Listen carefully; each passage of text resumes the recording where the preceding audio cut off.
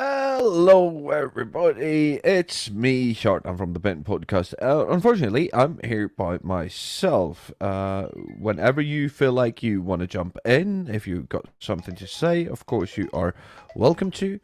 I am going to be with you. I'm going to be hanging out here. I am going to be talking shit and just drinking beers, and it's going to be a good time.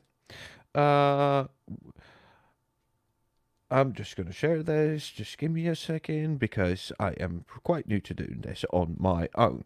But of course, what can I say? Here we are. This is what we're doing. I'm going to pull up the map here. There you go.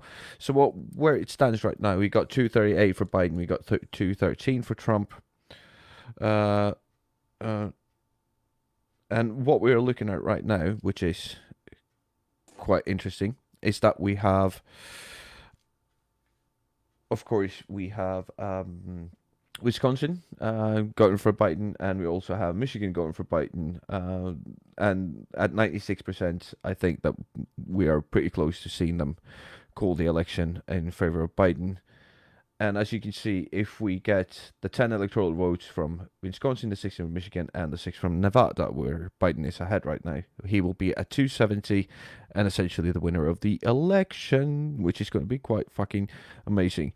Problem is, 270 is the smallest margins that you can have in an American election, and we really want to see Georgia, North Carolina, or Pennsylvania going also in the favor of Biden, so we will get some distance. And we are being joined, as we are so fortunate, by Cortez. Can you hear me, my mate? I think his picture is frozen, so we'll get to that in a little bit. Yep. He is loading. I'm going to just keep on sharing this. I can hear you indeed. Oh, there he is. There's the man, the myth, the legend. Hello, Mr. Cortez. How are you doing, mate? I'm doing good. I forgot my sunglasses today, so I'm like all out here with like super bright eyes right now. Cool. So what you been doing all day? Just taking care of the fam. Yeah. All good? Yeah. Can't take care of the fam, watching the election. It's a little bit crazy. I don't know what time you went to bed or what time you woke up, but in the middle of the night, the current president had a press conference, and man, did he say something. He got muted by several news networks because the stuff that he was saying wasn't factual. Yes. Also, his subsequent tweet, was marked as false information by Twitter and Facebook. So it was pretty appalling what happened there. Really fucking weird, if you ask me, that he went in there and actually did that. I have to say, all of you should go in and support Divine Disbelief, who has been going live for over 16 hours now, which is unfortunately because of personal issues. I did have to jump off that stream. Could not longer, of reasons that will not go into online. I was not able to participate in that stream anymore, unfortunately. Well, here's my question. So there are states that are saying they're not going to finish counting until November 10th. And Yes. unless we get confirmation of Biden going over the 270 mark, because the only way that they're going to do anything is if he goes over the 270 mark and states literally say we are done counting votes. So we were talking about this last night with Dutch. Um, the worst possible outcome that we could have is a 269, 269. Well, not the worst possible outcome. The worst possible outcome would be a re-election of Donald Trump. But we would also 269, 269 would not be a great outcome for us, for anybody actually, because then we'd go to Congress and then we'd go to courts and it would be that whole shit show. What we are looking at now is, even with Nevada, Wisconsin, and Michigan going with Biden, we are at 270 to 268, which, yes, it's a win, but it's the smallest of margins ever. Yeah. So Georgia has 16 electoral votes. We have North Carolina at 15, and we got Pennsylvania in 20. It would be good for all and everybody if at least one of these states went with Biden so we could get some distance to it. It would be harder to contest. But I heard that 27% of votes were lost in the mail, of mail-in ballots were lost in, I think it was Pennsylvania. It was It Pennsylvania. was. No, Florida, for fuck's sake. No, Pennsylvania is just not done counting. They stopped counting at 10 o'clock. Yeah, and thousands of Florida ballots may not have been counted until after election night, because apparently there was this judge who signed a court order to have Florida sweep all the post offices for ballots, but they didn't do that. So now he's going to hold a hearing at noon. A court order because they failed to comply. A failure to comply hearing. Yeah, I think that's what it's called. And it's not fucking great. It's not fucking great. But you up there in Illinois, how are you feeling? I mean, this state almost always goes blue, so to say. So there was definitely in some of the red counties, there was some voter fraud going on. They weren't letting obvious blue votes vote. They've been lying to people who have COVID, telling them they're not allowed to vote, because they don't have the personnel for roadside voting or roadside assistant voting, and it's really it's been really one of those things where they're really doing their best. So this election is going to be probably one of the craziest elections that we've ever seen, as far as both sides are going to declare. Trump already declared victory last night, so let's not pretend that didn't happen. He declared victory last night. He said multiple times, we already won this election. They can't catch us. We won this election. Yeah, he didn't he say something about stop counting as well, that they wanted people to stop counting. Stop counting. He said, this isn't fair to the American public. You need to stop counting because this is unprecedented in history. We've already won the election. They can't catch us in this state. They can't catch us in this state. We've already won the election. Yeah. As it turns out, it was just another lie from him. So, Pennsylvania Secretary of State, we are exactly where we said we would be.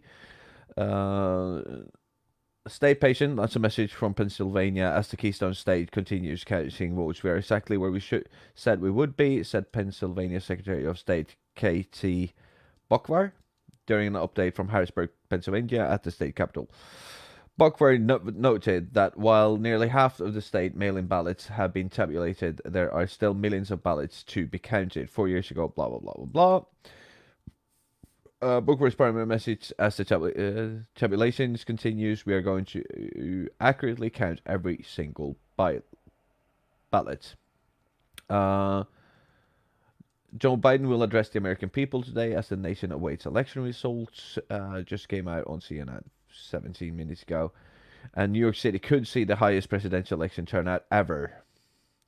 As vote continues to be counted, New York City could have the highest turnout ever in a presidential election, according to the city's deputy mayor. About 1.2 million people voted in person on election day, with a cumulative turnout of 2.3 million people voting so far.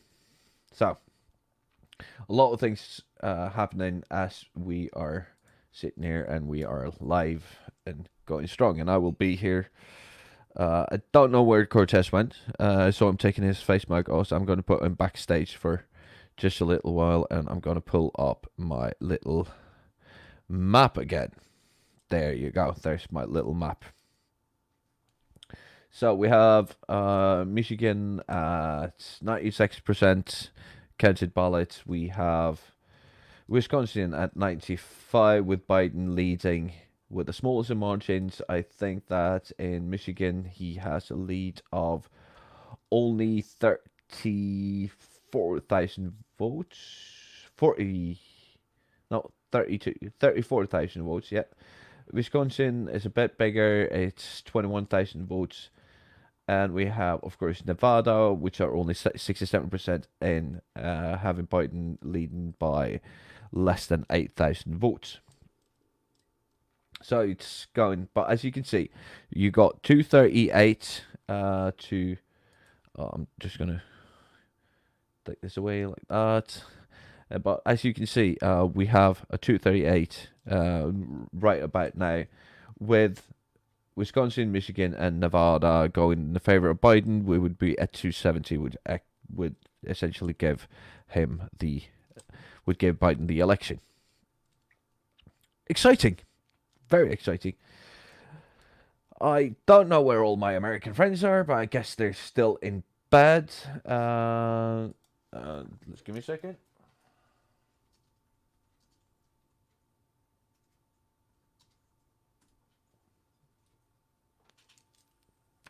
There you go. We are waiting for Wayne to jump in with us as well. The thing that baffles me most about this whole thing is that if you look at ballots cast at those as of now, we have Joe Biden at 69.7 million, and we have 67.1 billion for Trump. The fact that 67.1 million people thought it would be a good idea to continue 4 years of Donald Trump is, for me, just insane. I just don't get it. It does not make any sense to me. If somebody could tell me what the fuck is going on, I would implore you, I beg of you, please come on this show and tell me why you think it's a good idea to vote for Donald J. Goddamn Trump. Oh, Tim Bristol, welcome into the chat. I'm here just working. All right, thanks for keeping me company into the late hours, my good friend. Just let me know if you want to jump in, and I'll pop you a link. And of course, that is an open invitation to all of you. If you just want to come in, make a statement. If you want to, I don't know, whatever. If you just want to come in and say, or you want to sit here and hang out with me, have a beer, and watch the election for a bit, you are more than welcome. Other than that, like I've been watching this. I've been following this. I did have to go to sleep because I might have had a bit much to drink last night. But I'm back now. And I have to say, you want to go into Nathaniel's channel, because, and I'm going to link that. It's not a good idea to vote for Trump. No. The last 4 years has shown that to be very true. Do not vote for Trump. But nevertheless, 67.1 million people has decided that it was a good idea for some reason. Nobody knows why.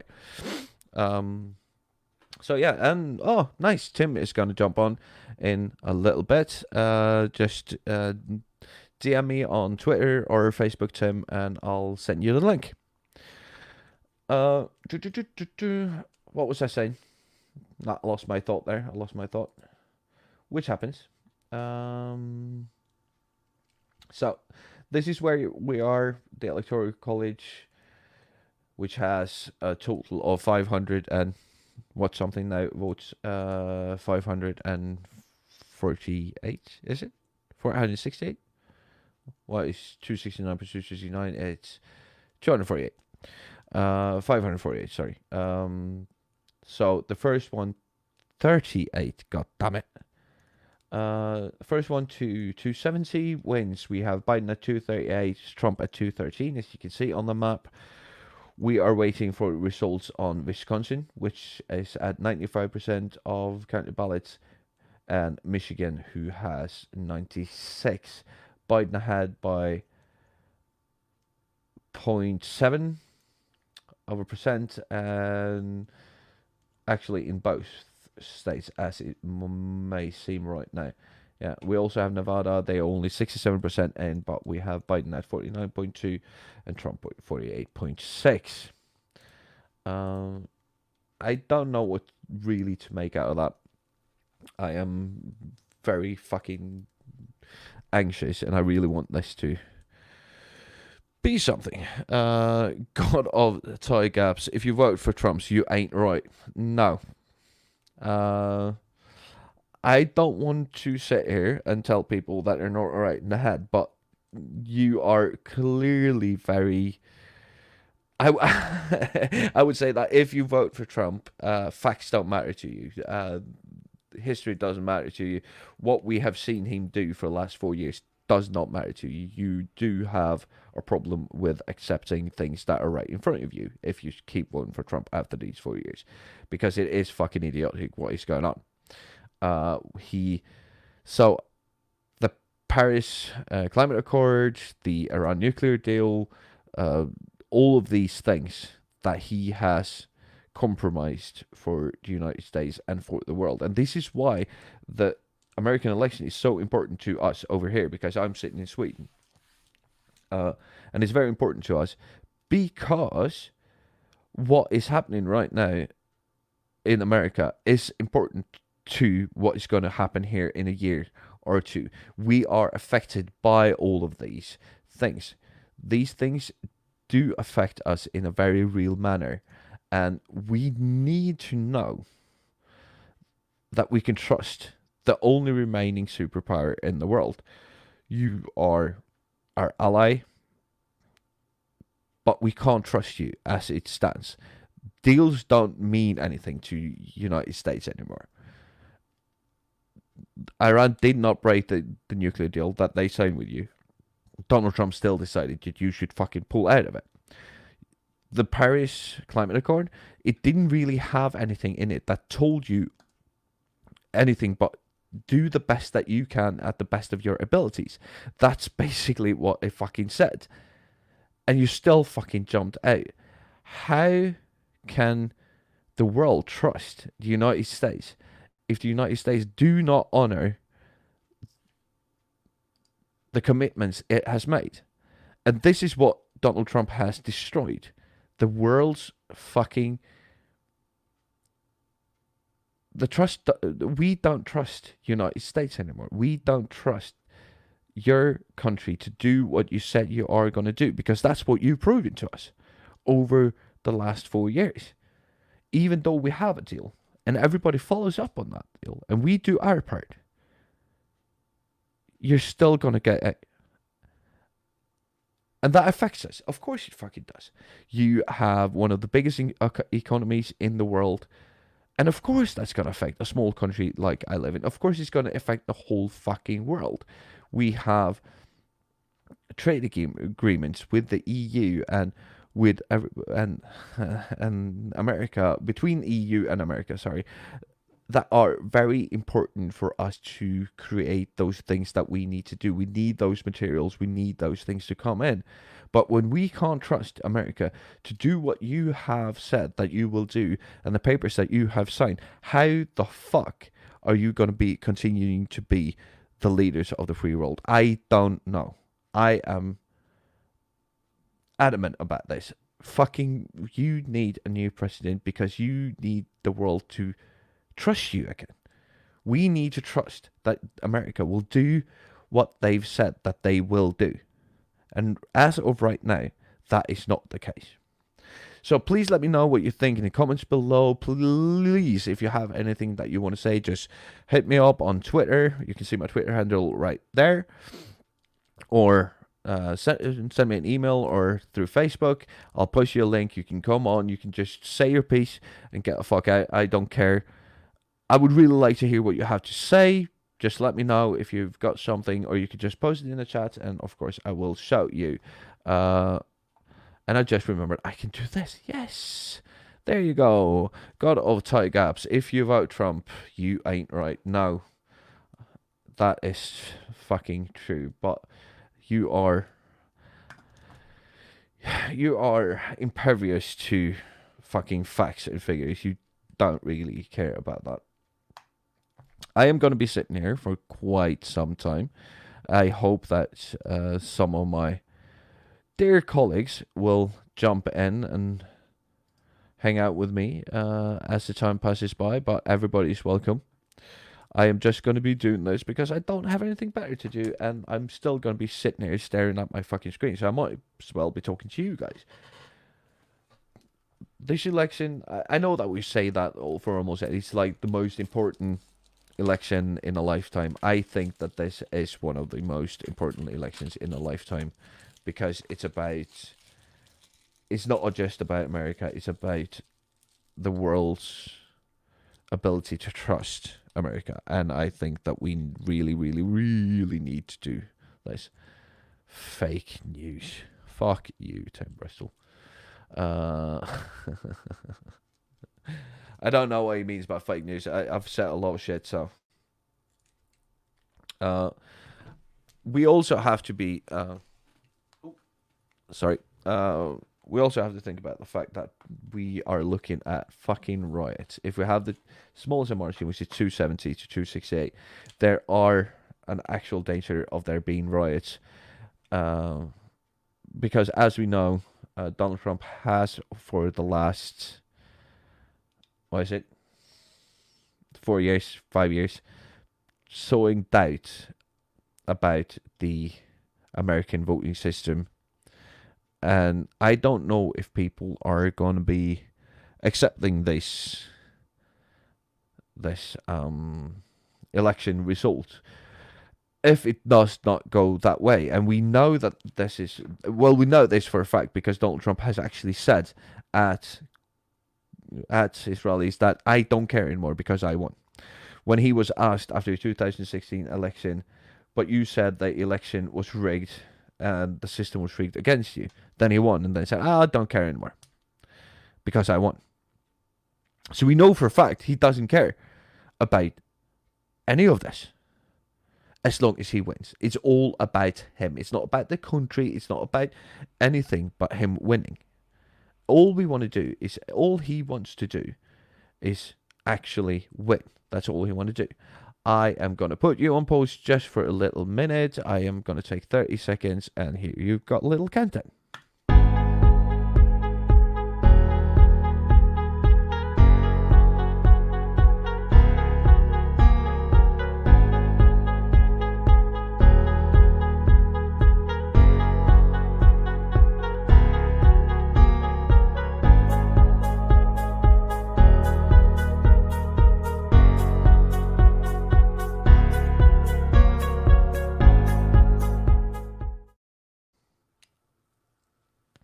Welcome back to the Bin Podcast. It's still just me here. I just had to play something just to get myself a small little, because I am looking for stuff. Oh, ooh, really? I need to take a look at this. I have to do like this, and there we go. Da da da da da da da da da da. Ooh, we got a lot of stuff here. I am exceedingly bored. What is this?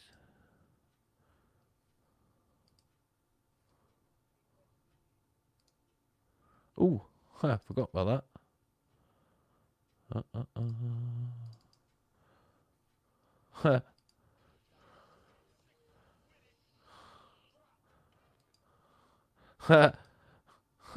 I'm looking at videos I just found on my computer that I did not know what was in here.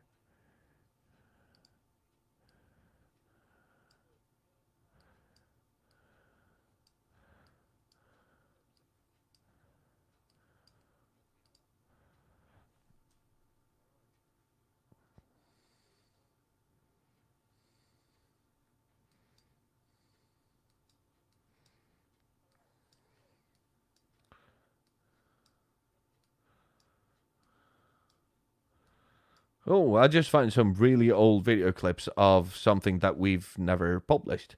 Huh, that's funny. Why haven't we published this? It was. Jesus Christ. Huh. We need to publish this stuff. Really nice stuff, actually. It's quite a bit of stuff that might end up on our Patreon page within short. Da da da da da da da da. I don't know where everybody is. Why nobody's responding to me, but nobody is. So I'm just gonna sit here all by myself. Ooh, we have a special guest. Oh, cool. All right. I just have to do this. Like this. You are gonna like these, little ladies and gentlemen. You are gonna like this. We have somebody that hasn't been a guest on our show for quite some time. It's an old friend of the show. Let's see. There it's sent. Link. I d- Dun, dun, dun, dun. Cool. Yeah. So that's sent. We are waiting. I'll hope she's gonna jump on very soon. I am not gonna say who because you'll have to see on your own. But it's gonna be a good time if she is actually able to jump on for a bit. It is gonna cost me though because I'm probably gonna have to run down there with a bottle of wine. But hey, what don't you do for your friends, right? So let's see if anything's changed. No, it hasn't. We are still looking at a 0.7 lead for Biden in both Wisconsin and Michigan. We have Nevada hasn't moved from 67% and Pennsylvania still at 64. We have been talking about this all night, and I think that my good friend Nathaniel is very right that we won't see results from Pennsylvania within until a couple of days from now. But we'll just have to see.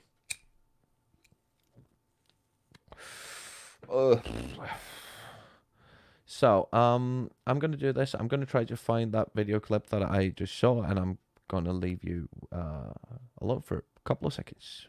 See you in a bit.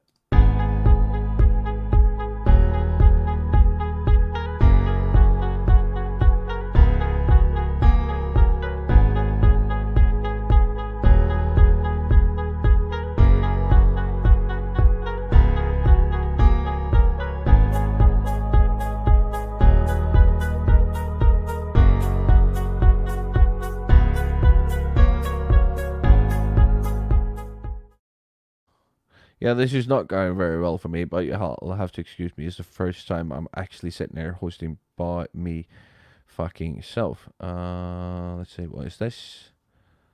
Oh, nice.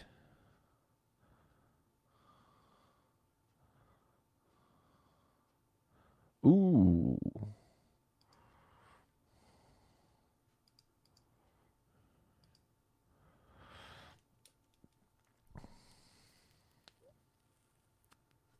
I wonder, can I do like videos on the side? I don't know if I can though. Oh, that's a nice sound from that bike. Uh, uh, uh, uh, uh.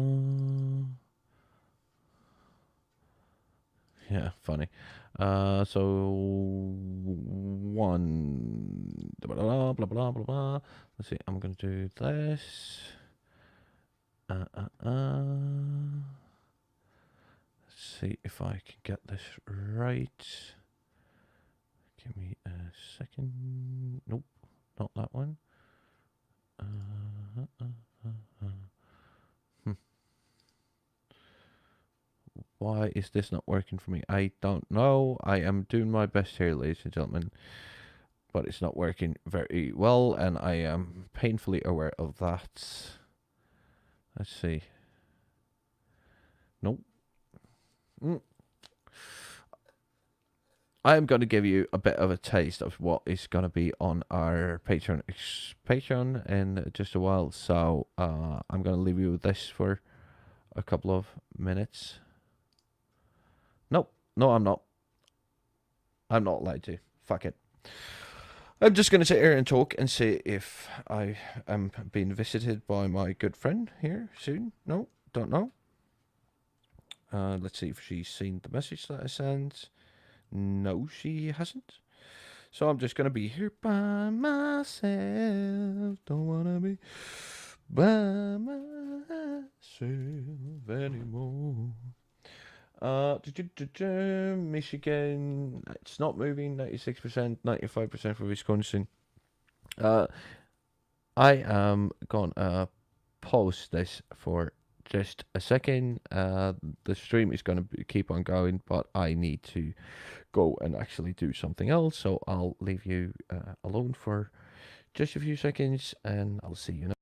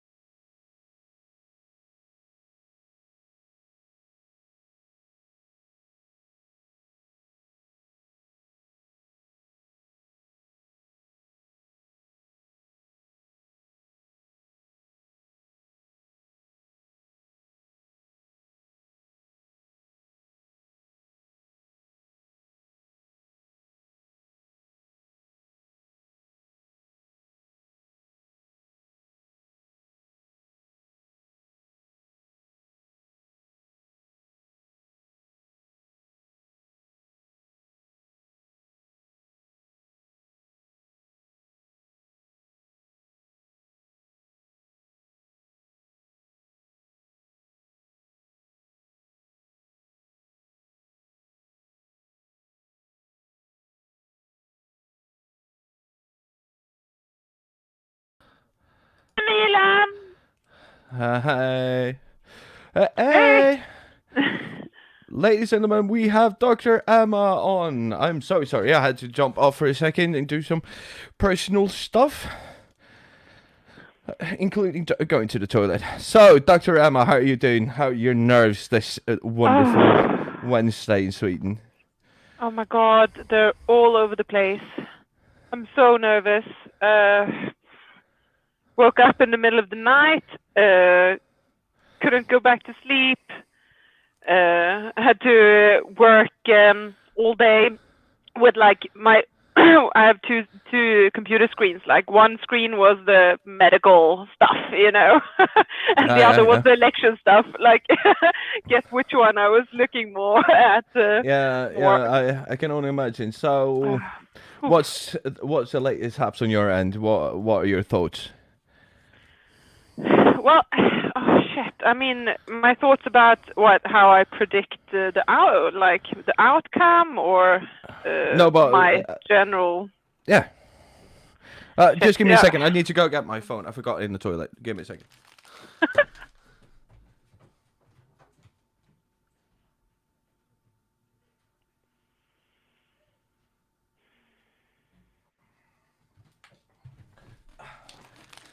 Sorry about that. Yes. The adamant professional that I am. I mean, I'm trying to figure out how to read these numbers just like anyone else. Like, what does it like? This morning, I mean, morning Swedish time, it seemed quite dark on the horizon, figuratively and literally. Yeah. For Biden, but then like shit started happening. Wisconsin and Michigan, and now I'm like, one of the most interesting things that we've seen, and I participated in Nathaniel's show earlier, is that he was absolutely correct. So a lot of the absentee ballots and the mail-in ballots are being counted towards the end. And a lot of the people who absentee or mail-in voted were Democrats. So what we're looking at right now is that Michigan, who has been bright red all day, it changed just about a couple of hours ago. And it's now a 0.6 of a lead, 96% in for Biden. So as it stands right now, a lot of states has been called with a 238 to 213 lead favoring Biden. If he gets the 10 from Wisconsin, the 16 from Michigan, and the 6 from Nevada, the race is essentially over. It's 270. That's what you need. It's first to 270. Exactly. I mean, I'm gonna pretend that I'm an expert and know more than anyone else. I mean, I have my app. I'm checking The Guardian. I think they have a very good website about where you can click on the different states, and like Georgia, for example, looks very red, right? But they are the only, as far as I can tell, most of the votes that are left to be counted are in Atlanta, which is a big city where you generally see more Democrats. So if you have a strong Biden majority among the remaining votes there, he might actually flip Georgia. Like, that was, I don't know, not something you really thought was going to happen, but yeah, it's possible. I mean, North Carolina seems unlikely. I can't really see which votes haven't been counted yet, but like both Michigan and Wisconsin, it seems like it's mainly the big cities. Detroit, like, probably going to go to Biden. So I'm cautiously optimistic. Like, I feel better than I did this morning, but I don't want to get my hopes up at the same time as it's nicer to be hopeful, because I'm going to be so freaking sad anyway if Trump wins, like, no matter how much my hopes got raised or not. I mean, it just feels, it's like sitting here in Sweden, it doesn't affect us directly, but in the same way it sort of does. I mean, for me, like, the major issues in this election. It's like obviously climate, but like women's health globally as a doctor and as a woman and as a human being. Like I take that very seriously, and I don't think we can afford another 4 years with Trumpism. And I mean, is that your medical analysis? yeah, my medical analysis is that he's not fit to be president. I mean, and it's just it just goes against like basically all I stand for as a human being and as a doctor and as a woman. Yeah. So I'm cautiously optimistic. How are you, Kjartan? How are you still alive? I actually did have to go to bed. I got kind of sloshed and had to go to bed. So and then I got up and then I guested some other shows because of personal issues. I had to leave that show and went back onto our channel on a whim. Because you had not heard your voice, your own voice enough in the last 24 hours. So you had to... that wasn't really the issue, but I'm rather not go into this right here. There was, there was issues involved. Okay, we can discuss it over gin and tonic some other time. Yes, we will. I even bought the good tonics for what I hope is going to be a very good night. Oh my God! And if you can get over your fear of my mother-in-law, you can come over for a drink later. I am still trying to build up the courage to do that. Okay, but fair yes, enough. I can send you a message when she's asleep. Yes, that would be good. So as you can see, this is the map as it stands right now, and I am hopeful because we are only at 64% with Pennsylvania, which means that a lot of the absentee and mail-in ballots have not yet been counted. They actually went out just a few minutes ago, 45 minutes ago actually. I'm spare for time here, but Pennsylvania Secretary of State says we are exactly where we said we would be. So every ballot, they are promising that every ballot will be counted. They are sweeping the floors of the post offices. They are doing what they should to get it. Michigan also says Pennsylvania, it doesn't seem impossible. Trump at the moment, according to my information, has just under 500,000 vote lead, but there are more than 3 million votes to be counted yet. And I think also, maybe in Pennsylvania, it's also mainly the big cities that haven't. Actually, what I can do, I'll show you. I can do this. So what we are able to do, because these interactive maps are fucking fantastic, you can actually go into Pennsylvania, for example, and there you can see the different counties where they are counted. Oh, and we have Jason joining us. Welcome, Jason Dutch, to the Bin Podcast. Glad to have you again, mate.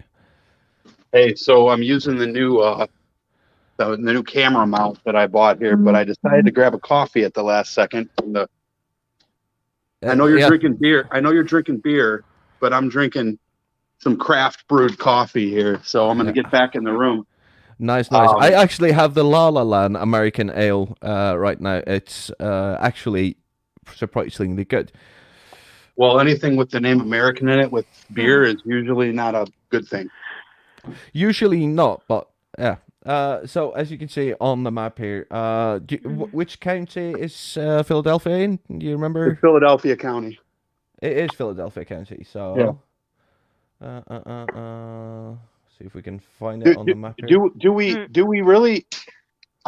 So first of all, good morning. For me, it's morning.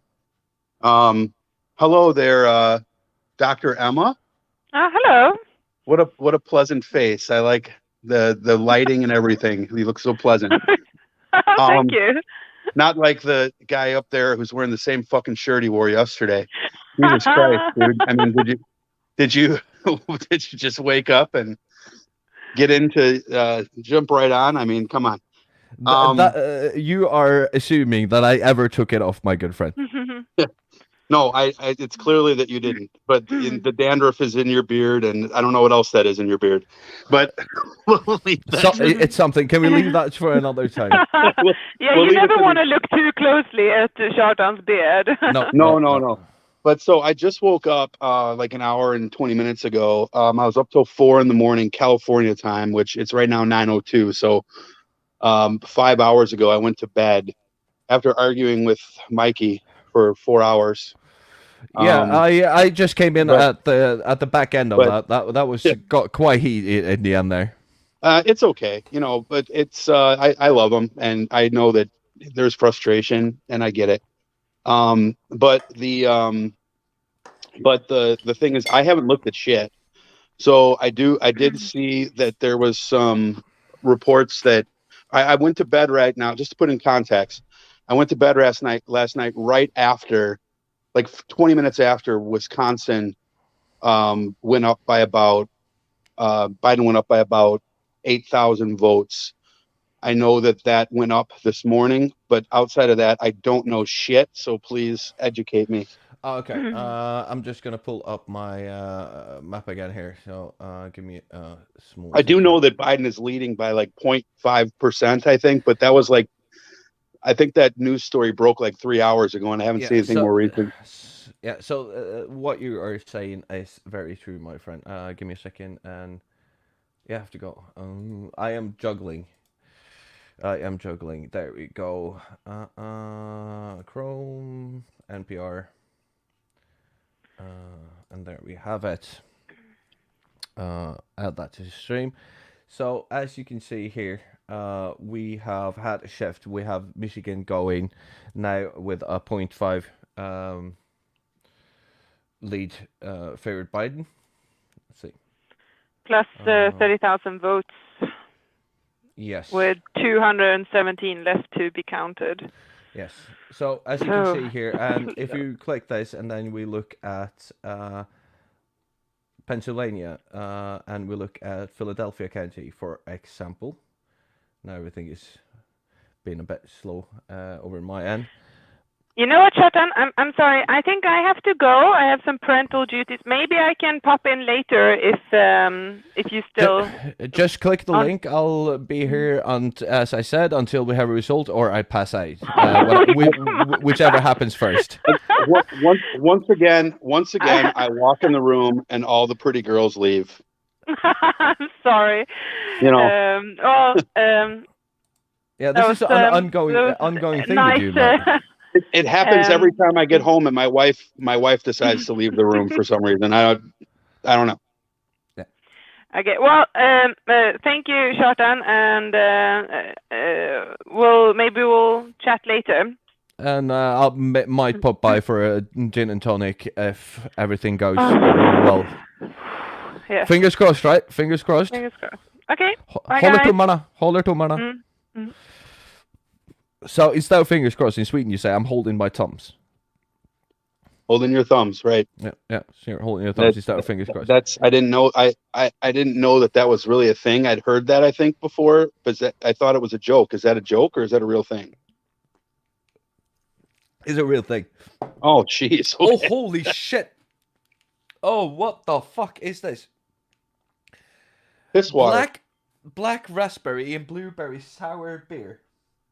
Oh, that sounds horrible. That is not pleasant. Oh. But you're an alkie, so you'll drink it anyway. Yes, I will. So I will say though, real quick, I learned how to pronounce your name last night, Kjartan. So yes, very close, very good. I always thought it was Kartan or Jartan or Tarzan. And Kjartan has also been a very popular variety amongst the Americans. Yeah, but so Kjartan is SH, right? Yeah, so very close. Yeah. Okay. Very close. Let's see. I'm just gonna pop the link over to Tim. There you go. Yeah, and I'm gonna turn on the news here so I can keep an eyeball on a couple things. So where's your head at right now? Where's So, How are you? oh, I am cautiously optimistic. Yeah. So what we said has not really gone through. So Arizona went with Biden. Right. Nevada is way too early to call. They're only at 67% in, and Biden also only has a 0.6 lead. As you, oh, Jesus Christ, I forgot. That one is astonishing. Yes. The fact that you could get Arizona with and not Nevada with very similar demographics, very similar population of Mormons, very similar, you know, areas of rural areas versus urban areas. And actually in Nevada, the urban areas make up about 70% of the electorate. Turnout must have just been way low there, or they're still counting mail ballots. I don't know what the mail ballot status is in Nevada. I do know that in Wisconsin and Michigan, those were the last things to get counted. I don't know if that's it's the the same case in in Nevada. It's the same. No, it's not. It is the same case in Nevada and in Pennsylvania as well. So that's why I'm saying that Pennsylvania is not a lost cause, and I'm cautiously optimistic about also getting Pennsylvania. As you can see here, Wisconsin and Michigan, we have a 0.6% of a lead on both of those states at 95 and 96% in. It has only been growing over the period of the last 3 hours. Okay. Well, that's great news. So again, cautiously optimistic. I am also cautiously optimistic about the fact that we have in Pennsylvania about an hour ago, we had a 600,000 vote lead for Biden. No, for Trump. That is shrinking. Yeah. I don't think I don't have any optimism for Pennsylvania based on what I saw last night, because with a 650,000 vote lead when I went to bed, they were talking about 600,000 outstanding votes. Even if he wins 75% of those, it's just not enough. I'm kind of thinking that we have to me, it seemed like we had a better chance in Georgia than we did in Pennsylvania, which is, again, these polls are just, I knew the polls were off. Yeah. But I didn't think they were off. Yeah, you said that last night as well. You said that last night as well, that the polls were off. But I still feel that there is reason for being cautiously optimistic. Like, nothing has been won yet. It's still a very open race. I do think that we are gonna see the smallest of margins today. Go back to your map, please. Yep. So we did get awarded the one electoral vote in Nebraska. Yeah. We did get 3 of the 4. Did we get 3 of the 4 or 2 of the 4 in Maine? You got Maine. 3 of the 4. Okay, so that actually is better than what I predicted. I predicted 2 of the 4. Yep. So that should give us 270 if everything holds. 271. No, 270, right? Yep. Turn everything. Is that your vote? That's 270 to win right there that you're looking at? Yeah. Yeah, so you can turn Alaska red. No. I'm not turning. This is the actual NPR results. Oh, I thought you were on the interactive site that you could select. No. I'm this is the NPR actual. So as you can see, Nevada is now at 49.2 favor Biden against 48.6. So you got a 0.6 of a lead, but you only have 67% of the ballots counted. Again, Nevada has, according to Tim, said that ballots won't be fully counted until Thursday. So I'm just going to take your word for that. Okay, so Nevada has how many electoral votes again? I forget. 7? 6. So I can't see the map you have. The numbers are too small. So that puts you Assuming If that holds, I can do this.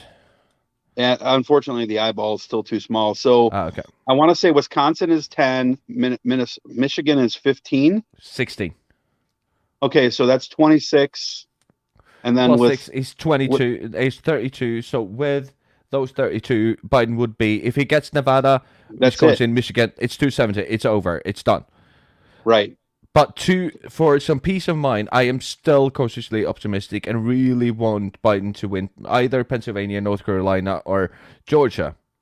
Any one of them would be good for padding because 270 is a problem in two areas. Yeah, it's the slimmest of margins, and it will be Yeah. contested. Right. It's a problem because it'll be contested, but it's also a problem because it's not going to be looked at as legitimate. And it's a failure of this country to only win by that much. It's embarrassing to win by 2 electoral votes over this guy. And this is the thing that I was talking about when I was sitting here by myself. The fact that we have 67,239,847 people in your country as of right now has voted for the guy that has destroyed the US of A's credibility in the world. There is no way for any country to ever trust the United States as long as he stays in power, because look at the Paris Climate Accord. He pulled out of that for no reason whatsoever. Everybody did what they were supposed to, but he still pulled out. The Iran nuclear deal. Now, Iran did exactly what they were supposed to. Pompeo even said that there was no evidence that they weren't complying. Exactly. And they still fucking bailed on it. And he had, and one of his top generals right then, it was Mattis, I think. Yeah. Quit on him 2 days later because of that. So here's the deal. There is no credibility, and you have lost all leverage, like moral leverage, and in the world right now. And as long as he stays in power, why would anybody sign a deal and think that the United States of America would keep their word and keep their part of the bargain? Because they have shown that even if we do what we are supposed to do, you are still going to pull out. And this is why it's so important to us as a world society that you change leadership in your country right the fuck now. It's a credibility issue. Yeah. And you have the biggest military in the world, superseded by, what was it, the 26 next countries in the world. Well, your budget is 26 times as big. It's as big as the next 26 countries combined, 25 of which are your allies, by the way. Yeah, we have this this idea of American exceptionalism when it comes to the military. That and believe me, I respect the military. I respect the sacrifices that people make when they join the military. It was one of the biggest frustrations in my life when I tried to join the military that I was unable to because I had a court case, and back in the 90s. But the fact that we have to be so far ahead of the curve in order for people to be content, to me, is a little bit irritating, especially when you look at, we have the state-of-the-art brand new 2020 model with the heated seats in our tanks. Yep. But we can't take care of the health care for retired veterans. This is sort of the thing that I have been proclaiming on every show that I've been on for the last 36 fucking hours, is that you need to have a healthcare system that works for the majority of your citizens. However you choose to do that, I don't really care. I think that socialized medicine is the way to go. A single payer healthcare system without and taking the insurance companies out of the equation. I think that is the way to go. I'm not saying Agreed. that's the only way to go, but what I am saying is that is what I believe. How you choose to proceed into a system where all of your citizens have equal rights to healthcare, I don't really fucking care how you do it, as long as you do it. Cortez because just texted, just real quick. Cortez just texted that Nevada's not counting anymore until tomorrow.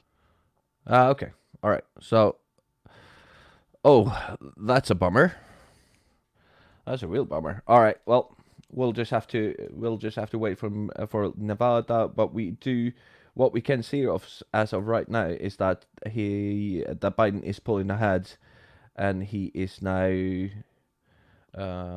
more than 21,000 votes ahead of Trump in Wisconsin, and he's about 26,000 votes ahead in Michigan. That's a big, and let's put that in context. He was down 108,000 votes in Wisconsin at like 11 o'clock last night, my time. And in the percentage, we were in the double digits. Yeah. Ahead, and now he's 0.6 behind. In Michigan, he was down at one point like 56 to 42. Yeah. So so that's a big swing. It's a big swing, and it is going to be a well, you would think it would be bigger, because if you look at at least the trend in the United States, I'm interested to know if it's the same there. But when an election starts to swing in the last 60 to 80% in one direction or the other, it almost never comes back. Yeah. So I think that I think you're correct, sir. Let's see.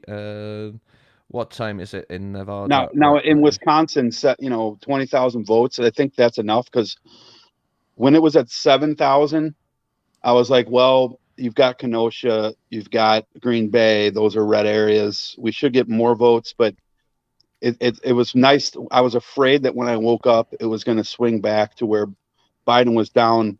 Like, my nightmare scenario was going to be that Biden was down by like 400 votes or up by 400 votes, because that would indicate a new swing. But it went the other way, so I feel really good about Wisconsin right now. Yeah, I am again cautiously optimistic. Trump campaign desperately fundraising for election result battles. Yeah, they sent out an email last night. Chris Wallace read on Fox News right before. This is crazy. Right before he spoke, I was watching Fox News, and Chris Wallace, who is you must hate yourself, man. You must hate yourself. Well, yeah, sometimes, but Chris Wallace is an honest journalist. He is. After what was his name? Who was forced to quit? Shep Smith. After he left, like the last actual journalist left in that fucking pile of that cesspool of a TV network is Chris Wallace.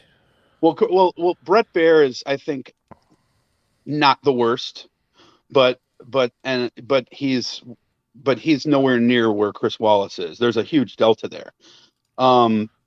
Chris Wallace is just an honest journalist. Brett Baer is a conservative. He wears his bias, but I think at least he gives you the aura of being somewhat honest about things. Dana Perino, a little bit less than him, but the rest of that network is, with a couple of exceptions, obviously Juan Williams and the African American. Does God work there too? No, well, they work for God. That's how that works. Okay. Yeah. He's the owner. But can I just say, again, if I drink this very fast, it doesn't taste as bad. Well, do that. So, Maine has just been projected officially to go 4-1. So that's official now. Yep. according to NBC News, they're calling it right now. So the and Trump is only up by 1.7% in Georgia. This is also just an update. It went down from about 1.9% to 1.7%. But anyway, so Chris Wallace last night, right before Trump went on, he said he got an email from the Trump campaign, apparently because he either donated or he signed up for their text messages, urging people to donate to a Supreme Court to raise money for a court case. Yep. I mean, really?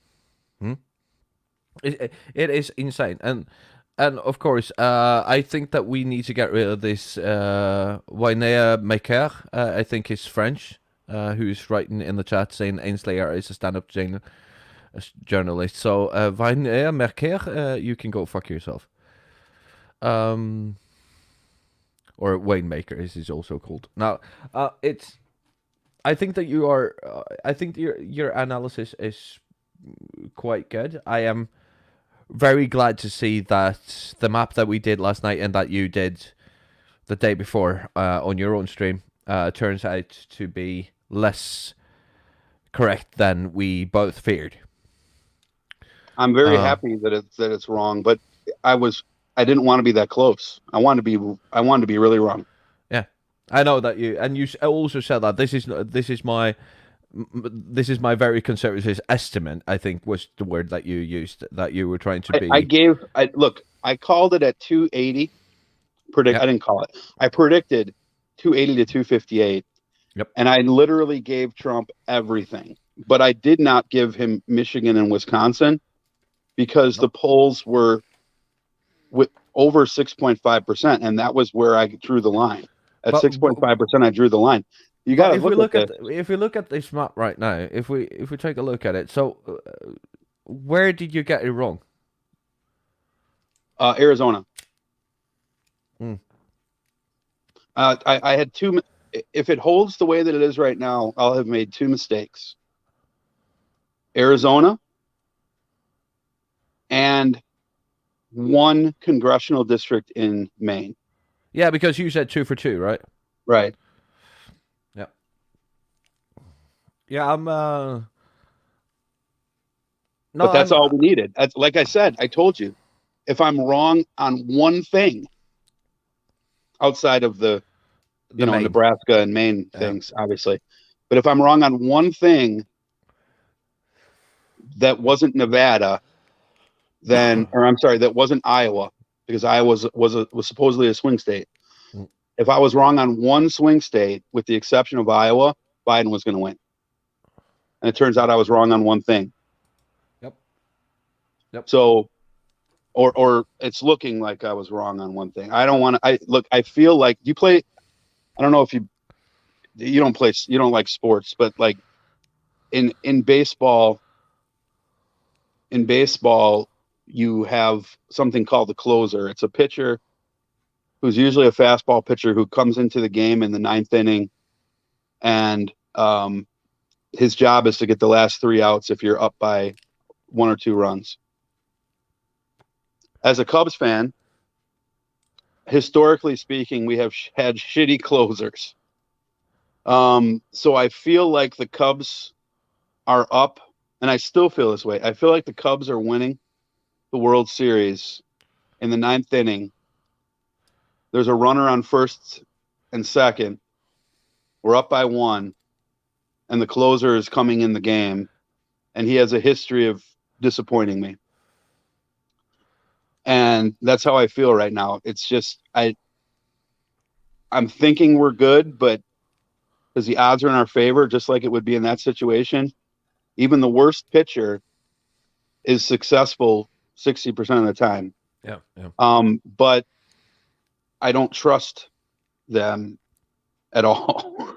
So, I'm expecting to be disappointed.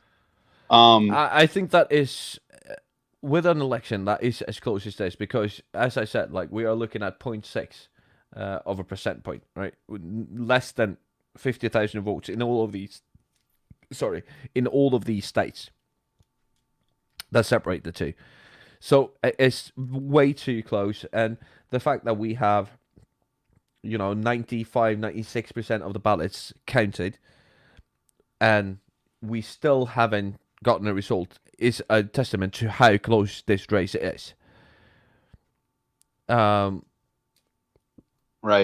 But we still have to look at why were the polls off again by, in some cases, 17 points. What's your theory on that, though? There's been a lot of smart people that have discredited the shy Trump voter theory. I don't know if you're familiar with what that means. Yeah, I know what it means, yeah. So I think that it's real. I think that Trump voters lie on the polls on purpose in some cases. And I think that in other cases, they're legitimately afraid that if they say they come out that they are going to vote for Trump, that like the deep state's going to target their household because of the way they answered that phone call, and that their kids will literally be sold into pedophilia rings. That they literally think this. I mean, these people are paranoid. I mean, if you listen to conservative radio like I do, because I listen to conservative radio. And I do so because I think it's very important to try to figure out where the other side's coming from, even if you're not going to agree. You kind of need to know what you're sort of in that understand your enemy, sort of. Understand your enemy, and if you can find out what the 2 or 3 facts are that they're building this fictitious house on, because there's always going to be a grain or two of sands of truth in what you have to have that to build the lie on. And if you can find out what those 1 or 2 facts are, then it becomes easier for you to dismantle that house. But these people, if you listen to conservative radio, the commercials are what is astonishing. You have commercials for like ready to eat storage, MREs, like you can ration food for when the apocalypse comes. You have commercials for guns. You have commercials for insurance. You have commercials for things like gold. Investing in gold, because don't trust the dollar, don't trust the stock market. It's all about fear. It's all about fear. Yeah. Fear that your neighborhood's going to change, and that the way that you view life is going to be pulled away from you. Like if you watch that show that Sacha Baron Cohen did, it was called This Is America or something like that. Yeah. Where he went in and he talked about building a mosque. I mean, just the reaction those people had, and the conspiracy theories those people had, and the overt racism that they displayed and were happy with when it comes to Arab Americans is, and that's not to defend Islam. There's a ton of problems within Islam, right? But I can be critical of Islam and love Muslims. These people can't. And it's all about fear, bro. Yeah, no, it most definitely is, and what I'm saying is, like, I am not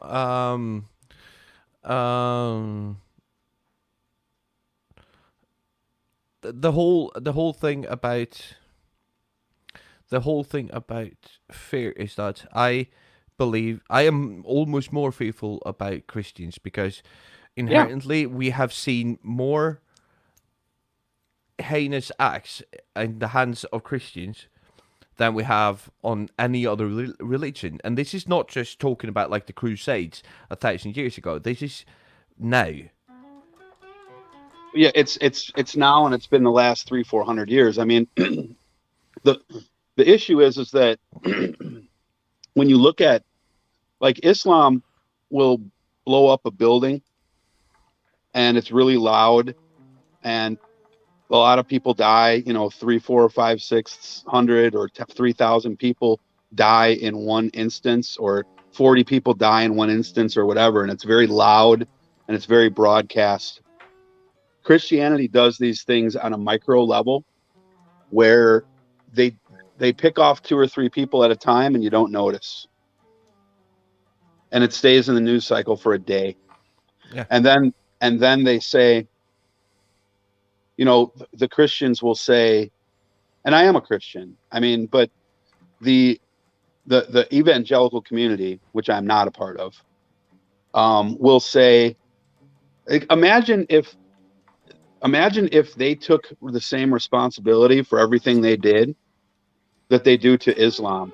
Like, they expect the entire Islamic community to denounce every Islamic terror act, while they pretend that the ones that happen from the Christian side are either that they didn't happen, or they weren't Christian, or that you shouldn't hold everybody responsible for the acts of 1 or 2 people.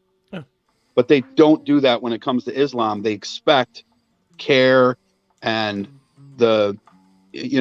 all of the Arab American groups to uniformly come out and condemn this. And if they don't do it exactly the way that they want them to do it, they point the finger and they say, look, they like the terrorism. Yeah. While completely ignoring the ability, the need to do that themselves. And that's dishonest and it's hypocritical. And I hate hypocrisy. It's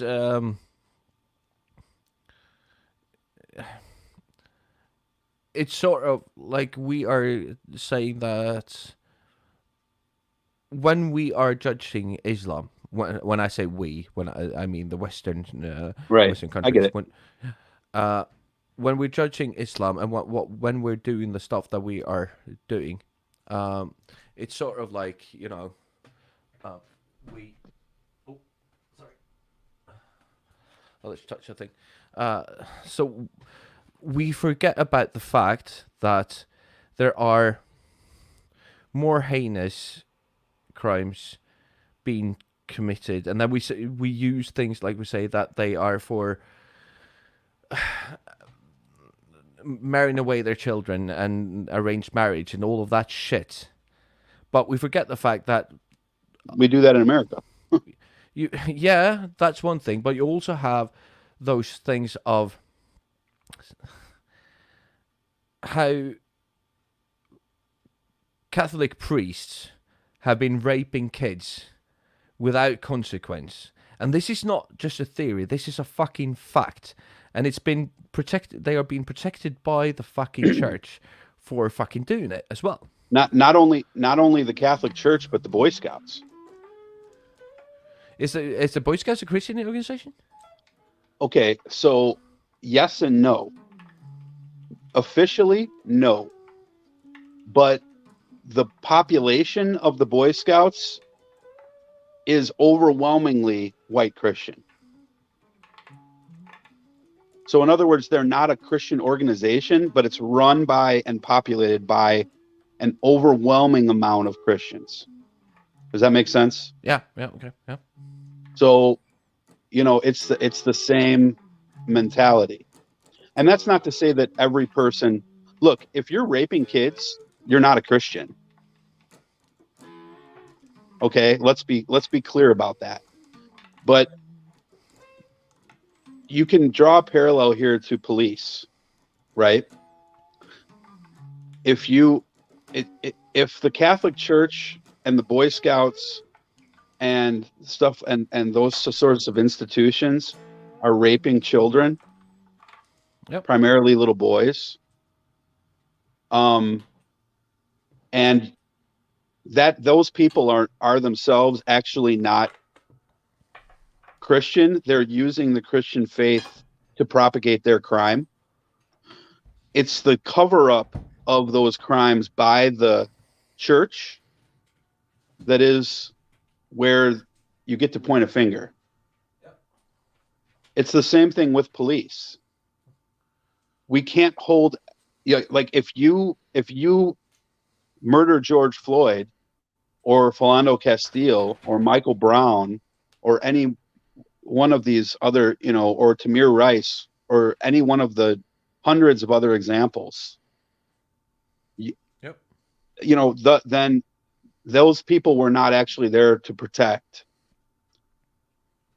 But it's the cover up and the fraternal instinct to have that brotherhood and protect their own for the good of the organization that is the problem. And that holds true with police and with Christianity. Yeah, true. I've got a dog who thinks I'm exceedingly and that's boring. not to vindicate the fact that there's not issues on the left too.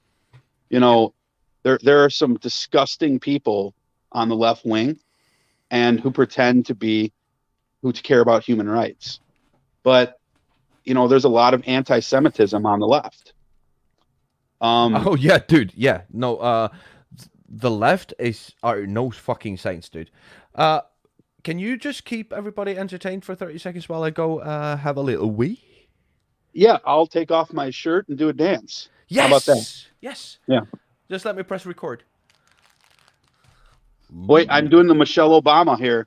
They're gonna come after me for showing my shoulders. So while I guess I have the reins here, I just want to say that I just need to still express, even though it looks like things are going to turn out better than I had hoped, I still can't help but express my disappointment in this country for the way that this vote turned out. Yeah, I predicted it, but I didn't predict it because that's what I wanted. I predicted it because I don't trust America. And in a lot of ways, my prediction was wrong. So maybe we should trust it more than I thought. But in a lot of ways, the popular vote was a lot closer than what I had anticipated it would be. And it speaks to the fact that how good the Republican Party is with taking care of their own people, with taking care of their base. And the Democrats don't do that. The Democrats are overwhelmingly terrible to their own base. And that's why I'm not a member of that party.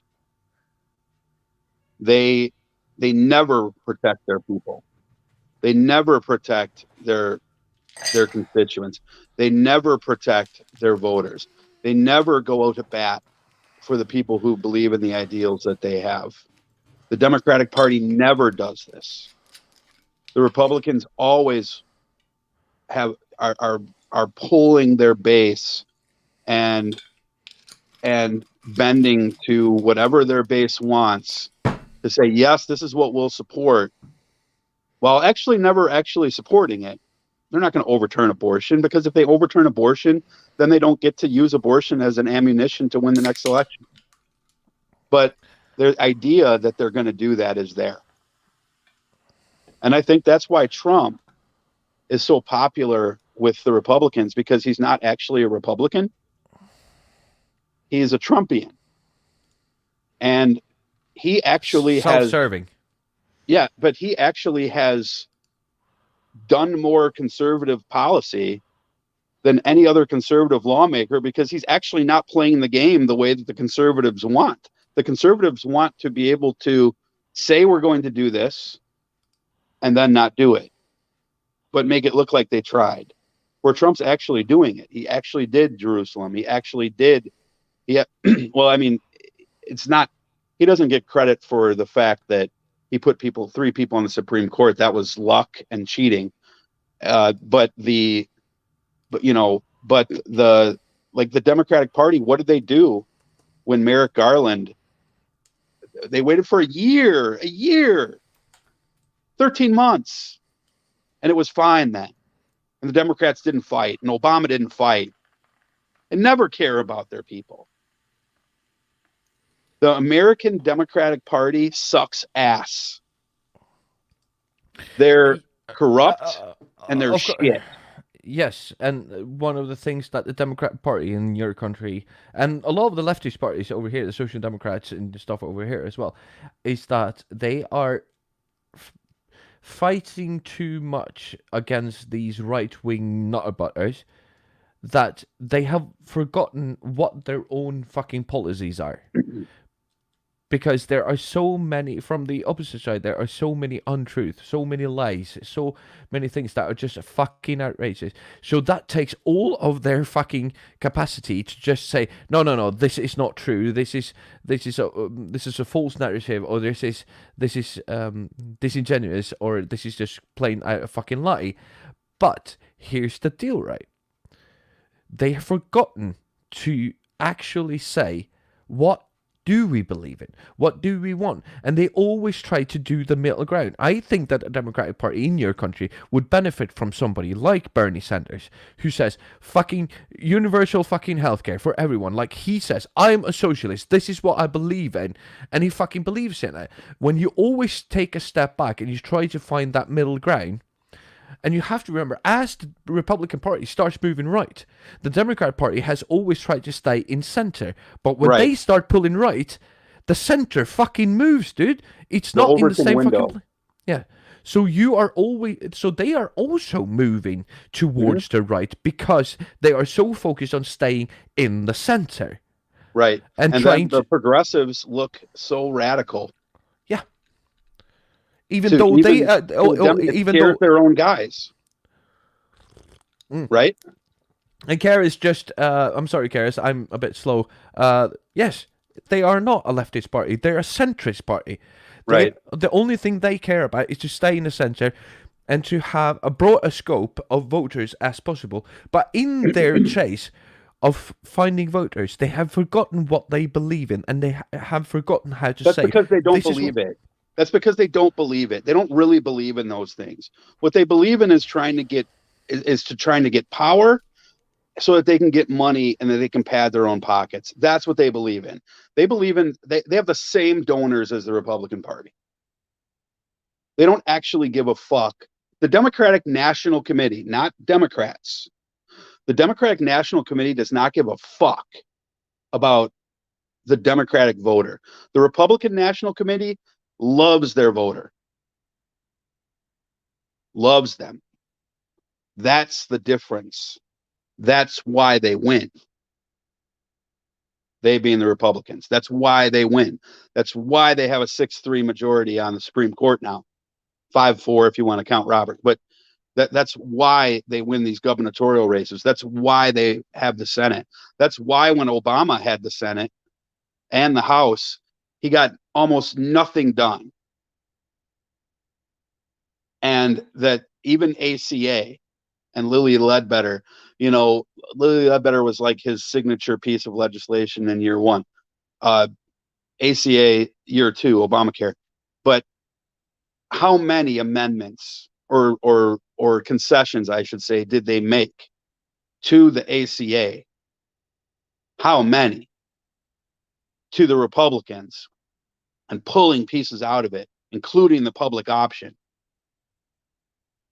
that by the time you get that legislation, it's so weak that it doesn't do what it was originally intended to do, because they give in to the Republicans all the time.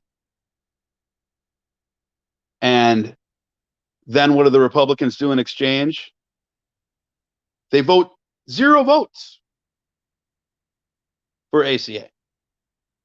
0 votes after 162 proposed and accepted concessions from the Republicans to the Democrats.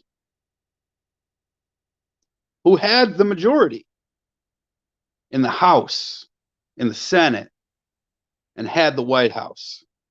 They're not strong. They're weak. They're corrupt. And this is not saying the Republicans aren't.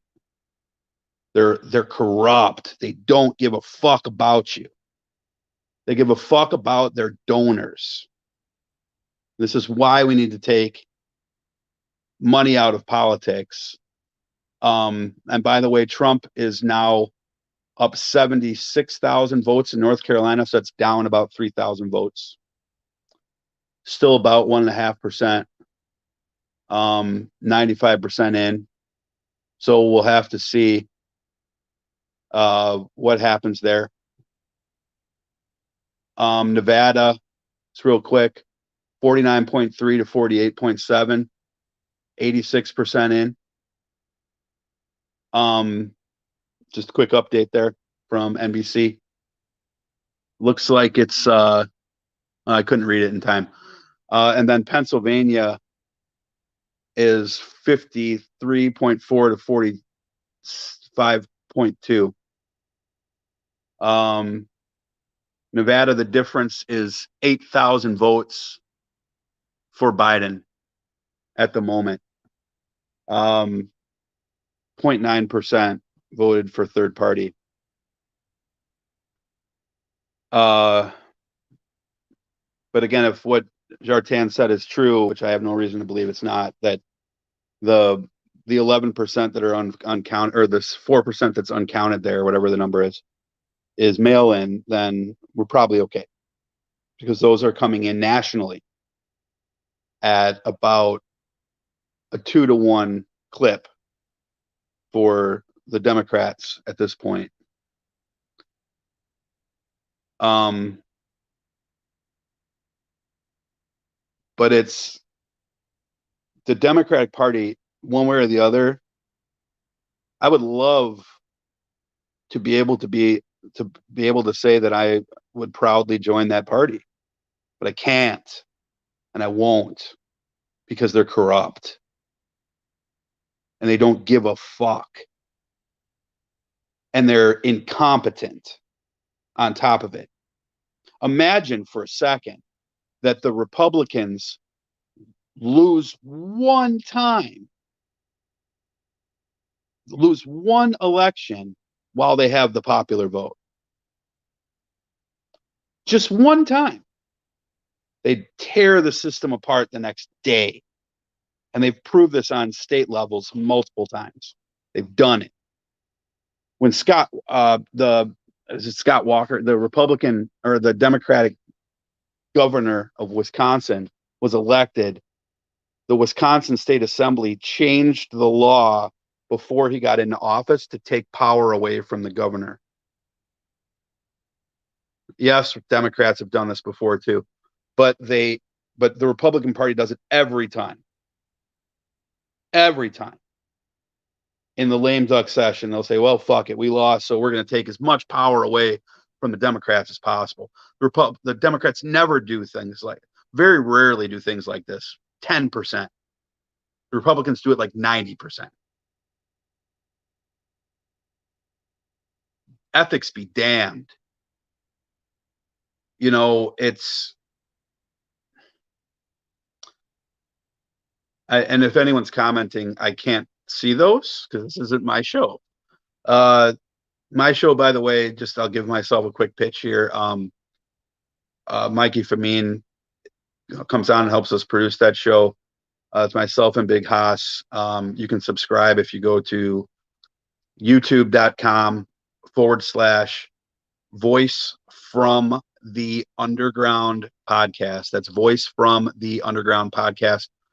Again, youtube.com/voice from the underground podcast. Or you can find Voice from the Underground on any podcast app, or on Facebook, facebook.com/VFU podcast. If you want to check out the Facebook page.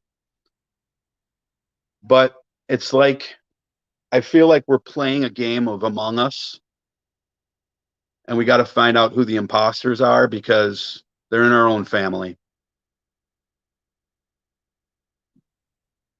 And I hate to say this, but a lot of this is race-based.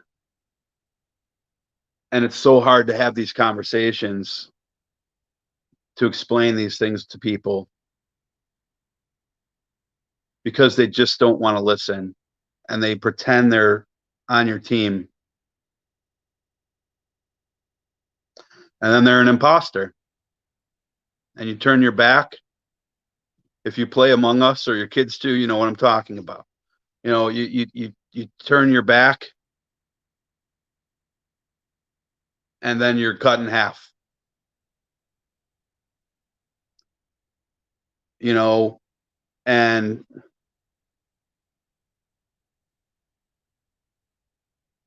I don't know what we have to do to fix this country, but we have to fight harder. You know, despite what political party that you're in. If you're a Republican, but you but you share a lot of the values that, you know, socially. Sorry guys. Talking the last 36 hours has been torturous on the windpipe.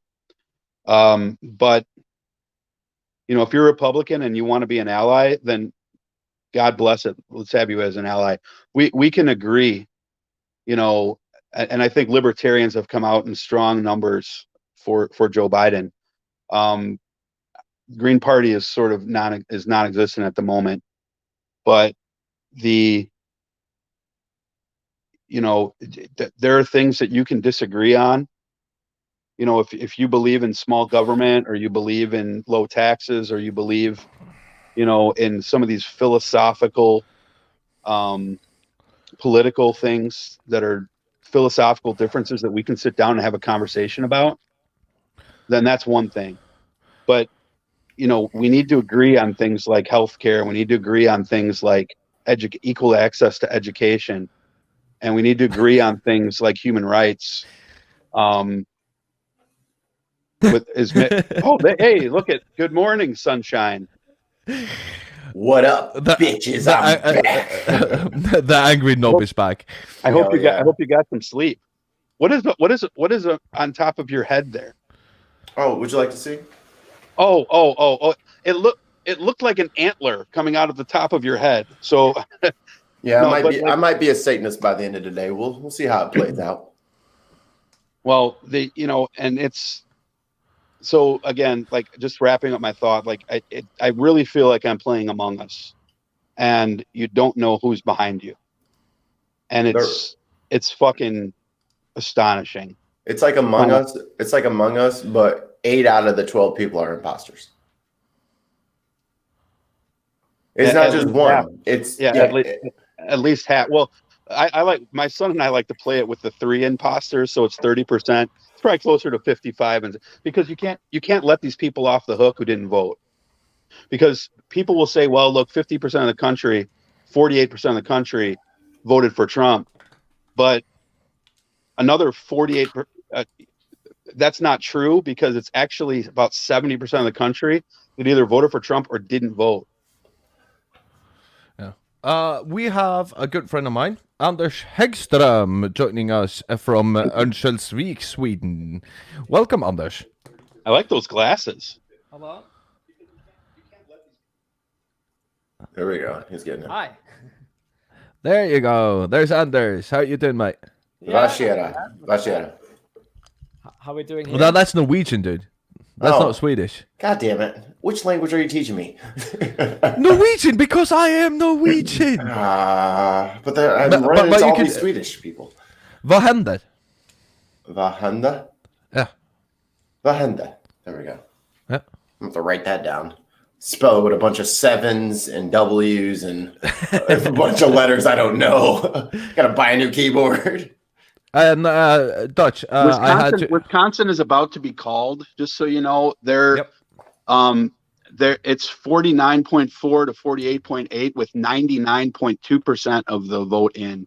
So the difference is 20,000 votes. There's only about 27,000 outstanding votes. So unless Trump wins 21,000 of those, he's going to lose. So Wisconsin, we can basically we can jump the gun and we can call it actually. So Yeah, this is I agree. This is how it looks right now. We are standing on, as you can see, Wisconsin 49.6, 49. This is lagging a bit, but this is NPR. It's at 95%, but it hasn't moved. If we look at the vote count, we are at 1,630,000 for Joe Biden, and we are at 1,609,000. Every existing vote that has not been counted needs to go to Trump, and remember that they are counting mail-in and absentee ballots, which in Wisconsin, and I had to look this up, has been 65% Democrat. Mhm. So 2/3 of the mail-in and absentee ballots in Wisconsin has been Democrat votes. That's held pretty true nationally, actually. Yeah, that is also Wisconsin is sort of a blueprint for your national fucking average right now. Mhm. So at 0.60%, every last one of those 22,000 votes, well, 21 of those 22,000 votes that need to be counted needs to go towards Donald Trump for him to win that state. Otherwise, we have another blue state on our hands. And I'm trying to find... so, Cortez says that Nevada is not counting until tomorrow. Does he mean that you are... Because it's 9 a.m. there. Yeah, well, that's what he said. I don't know where he got that information from, but that's what he texted me. I'm trying to look up that, and I think that information Cite your sources, Cortez. What's your it's source? from last night. So at 10 o'clock, which will be in 2 minutes, they will start counting again, according to the information that I could find. It doesn't make sense, but I have no reason to doubt what he said is true. I don't know where he got that from. No, so Nevada has been stagnating for the last 10 hours. That is true. Unless maybe they just want to report it in bulk, and they want to wait for the ones that were mailed yesterday that would come in tomorrow and report them all in bulk. That's the only thing I can think of that would make sense. But I have nothing to base that on other than just a guess. I'm trying to look it up again. Anders, what is the O for? Or is that a 6? Yeah, it's the same. Okay. It's just a bit high up, so I can't see it on the camera. No worries. Do you know that Swedish for 6 is spelled S-E-X? No, but I like that better. So that's why it's got that up there. It's sort of, like trying to get at something. Ba-da-da-dum. Actually, someone said, now that I'm knowing it, like that 6 is actually stands for what is it called? Satanism? Hey? Satanism? No, it's a saint. A saint coming down from the sky. Oh, okay. I was going to say I love to have 6. So, sex 6, my favorite. Boo. And by the way, this shit does not have any bite. Nitro brews are supposed to have like a little bit of a bite to them, like a root beer. And this is not a good coffee drink. It doesn't taste bad, but but it is not what I was. If you get a nitro brew from Starbucks or from Dunkin' Donuts, it's got this like really cool, like like a carbonated bite that pops on your tongue like Barks root beer, and this doesn't have that. So fuck you, Starbucks. There goes our Starbucks sponsorship. All that Starbucks money down the drain. Yeah. I'm looking at Kara. Well, maybe they should let people use the bathroom, and then that would be nicer of them. So I'm looking at Kara's comments here. What the fuck did you say, dude? KRS-One. Yeah, so you can't Okay. you can't outlet the incompetence of the DNC and then turn around and blame this loss, I guess, on Yeah. voters they couldn't win. Well, he's probably talking about the fact that I was They. being very critical of the DNC, which, yeah, first of all, two things can be true at once. But I'm not sure I'm not really sure what the issue is that he's taking. So if you want to clarify the issue, I'll be happy to address it. But I don't really understand the where the beef is. They are taking their pronouns are they.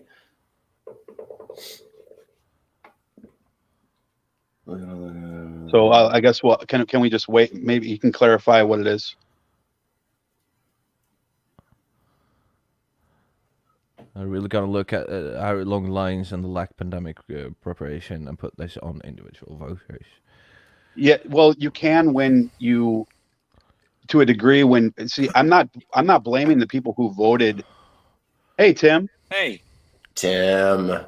what's going on? So I'm not blaming the people who voted or were being suppressed in their vote or had to jump through hoops. What I'm blaming is the people who voted for the other way or didn't vote. It's how much more do you need to see? That's an indictment on America, not on the people who voted for Joe Biden. So if you thought that that's what I was saying, that is not correct. That's not what I intended, at least. But my criticism of the DNC is 100% what I meant to get across. The DNC is not on my side. The Democratic voter might be, but the DNC is not. Yeah, you're right. The DNC is definitely not on the side of, people who want change. No, they're fucking conservative. They're more conservative than the goddamn conservative. Here's the problem is trying to be a Big Ten party like the Democrats pretend to be sometimes. They are so moderate, and you're right, so I saved the Big conservative. Ten. I saved the Big Ten. I saved the football season. But they do. They moderate, and then they give concessions, and then they look weak. Well, that's exactly what I was saying when I was on here by myself. I was, and I've been repeating myself like a broken record about the ACA because, if you look at, and now we have 4 people on here, so I'll say it in this way. Don't let the people who didn't vote off the hook. Yeah, I'm not going to let them off the hook. The people who sat their ass at home and didn't vote, you're not off the fucking hook. Because you sat there and you watched what's been happening for the last 4 years and you decided it wasn't important enough to get off your ass and walk to the goddamn polls or send in your ballot. So yeah, I'm not letting you off the hook. That is not the same as people who tried to vote and didn't and couldn't or were suppressed. That's a different silo. The people who sat there and said, oh, well, I just don't like the riots, in Kenosha because they're riots and they're scary. Or the people who said, I just don't like the Black Lives Matter flag over Levi Stadium. Or the people who just said, you know what, Trump, I don't like what he says, but, I don't like Biden either, so I'm not going to go and vote. I'm just going to sit this one out. Yeah, those people are fucking to blame, and fuck them. I'm saying you can't blame people for not wanting to vote for the DMC. No, I agree with that, but what's your alternative right now? This is not an election where you have a viable case for a third party. You have no viable case for that. You either hate America or you fucking love it. I'm talking too much. I'm Joe Biden here. My time's up. No, I think you're right. Is the two-party system has made it so. I mean, this is a specific thing that America does. Is the two-party system makes it so that you have to choose one or the other, whether or not you fully agree with that party. And a lot of people choose the Democratic Party, myself included, not agreeing with the DNC's platform. Because our alternative right now is the Republican Party, and those guys are fucking crazy. So there's not much option. You can choose a third party, but good luck. you're never going to get anywhere. The only thing third parties are for in presidential elections is spoilers. But can you see any change in the way of that new people coming in the Democratic Party? So there is, and this might be one of those elections. There is a thing called a critical election, where the coalition of voters changes within the parties. And the last time it happened was around like Jimmy Carter and Reagan, where the sort of like the coalition that that made up the two parties changed. President Trump just called for a ballot recount in Wisconsin. Sorry to interrupt you. He's probably going to get one because it's within legally he can if it's within 1%. Yeah. Sorry to interrupt you. And this is something that I've studied recently. The Democratic Party of today is not the Democratic Party of 50 years ago. And same thing for the Republican Party. They basically swapped platforms.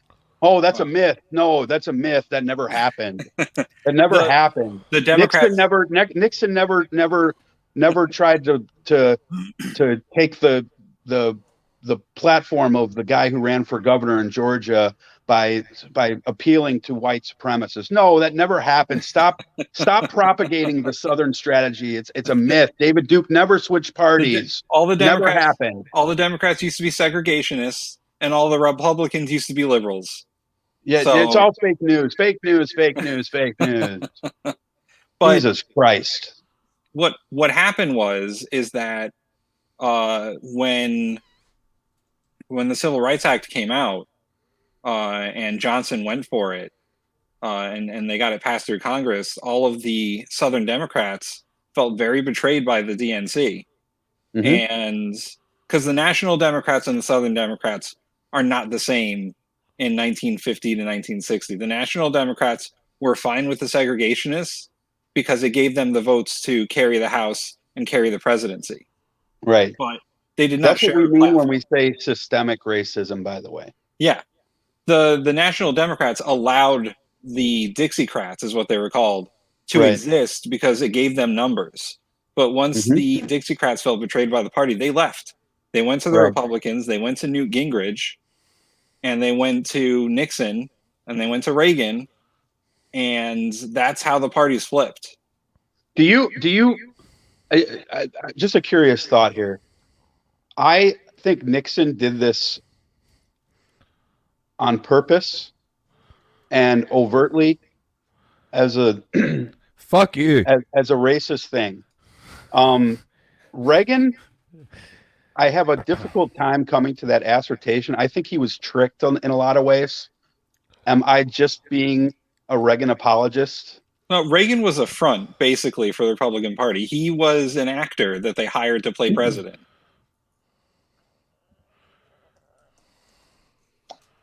Yeah.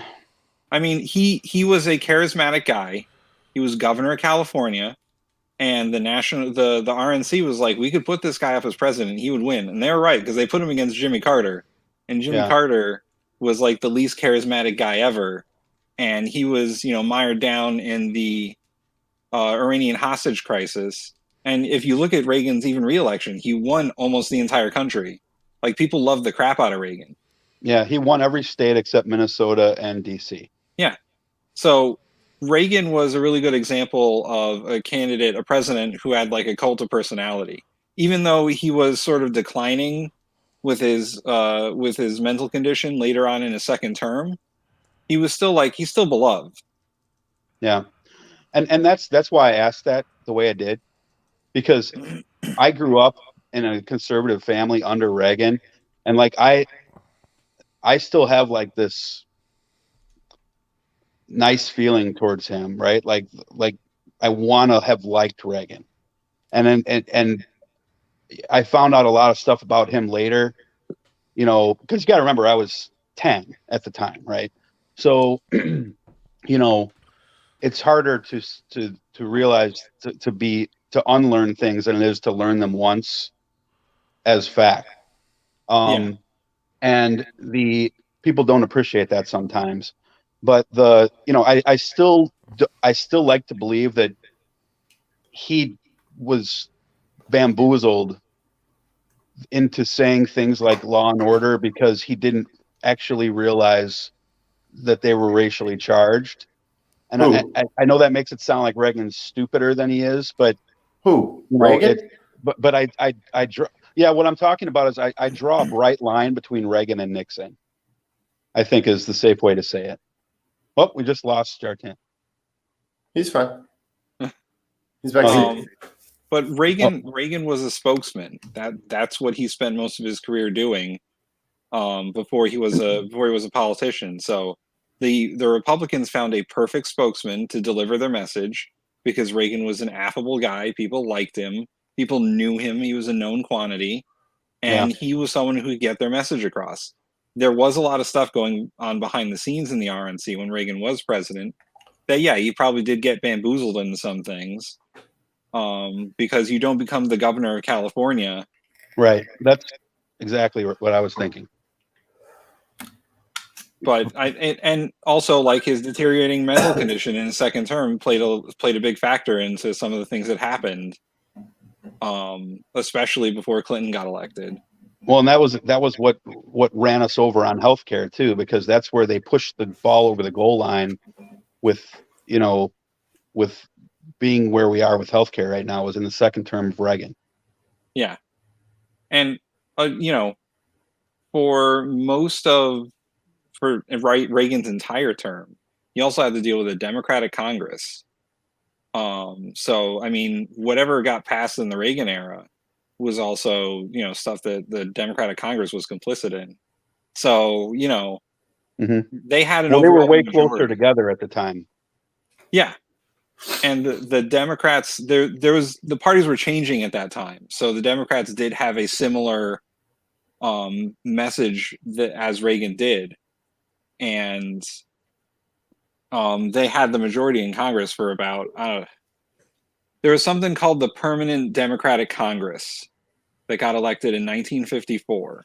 And it lasted all the way until 1994, when Newt Gingrich became the Speaker of the House. Yep. And the Republicans thought at the time that they would never break that Congress, ever. They didn't even hope of it. And they did it because Newt Gingrich, for all his evils, was smart enough to create wedge issues. Yeah. And all the redistricting that the Republicans managed to do in Texas and other states where they got House seats that they never thought they would get. And Clinton's first 2 years were not very popular. He was an unpopular Democratic president from 1992 to 1994. And also, by today's Overton window, probably, I would say that Clinton's politics were probably about where Marco Rubio's at. Oh, yeah. Well, he was a Southern Democrat. Right now? He was like one of the last Southern Democrats. Yeah, he was a Republican. Yeah. In today's party, I'm not talking about the Bill Clinton today. I'm talking about the Bill Clinton of 1992 today would be running as like Marco Rubio. Yeah. Yeah, he would definitely be considered like a moderate Republican. Right. Or Susan Collins, that sort of thing. Yeah. Who, by the way, won. I can't fucking believe that. I know. Dutch, you're definitely right about how off the polls were. I thought it was 4%. You said it was 6%. And you were right. 6% is the magic number on how off the polls were. 6.5, but yeah. and in some cases they were off by 15%. I know. So yeah, the Democrats aren't getting the Senate. They'll be lucky if they get 50. I would have been happy with Trump winning if we would have taken the Senate, because a powerless Trump, fuck him. Yeah. He might. You could possibly create, and this may be wishful thinking, you could possibly create a scenario where Trump would be a more effective president, and that's saying a lot because he's the least effective president in history. Maybe other than Ulysses S. Grant, maybe, but with no power, fuck him. Yeah. Let him spew his shit. You know what I mean? But the Senate is, Mitch McConnell is just going to block everything. So it's like, this isn't really a great win. No, if it's a win at all. The same thing's going to happen to Biden that happened to Obama in his second term, where the Republicans control the United States Senate and they just block everything, and he's going to look like a lame duck president through his entire. I thought he was actually walking into a store with a gun. Right? I literally thought, I was like, holy shit, he just went revolutionary on us. That scared the shit out of me. But can you guys, Jason and Tim, can you explain how, like, a person like Mitch McConnell, like, how can he just sitting there year after year? Hate. Oh, how does he get reelected every year? Yeah. Let me tell Kentucky's you the most important. shitty. Let me tell you the most important thing in politics in America is being an incumbent. That is the biggest advantage to any election, is that you are already in office, especially for senators and House members. They have like a 90% reelection rate. He's safe there because Kentucky is a conservative state, and he can probably retire in the Senate. He can probably die in office. He'll be a senator forever.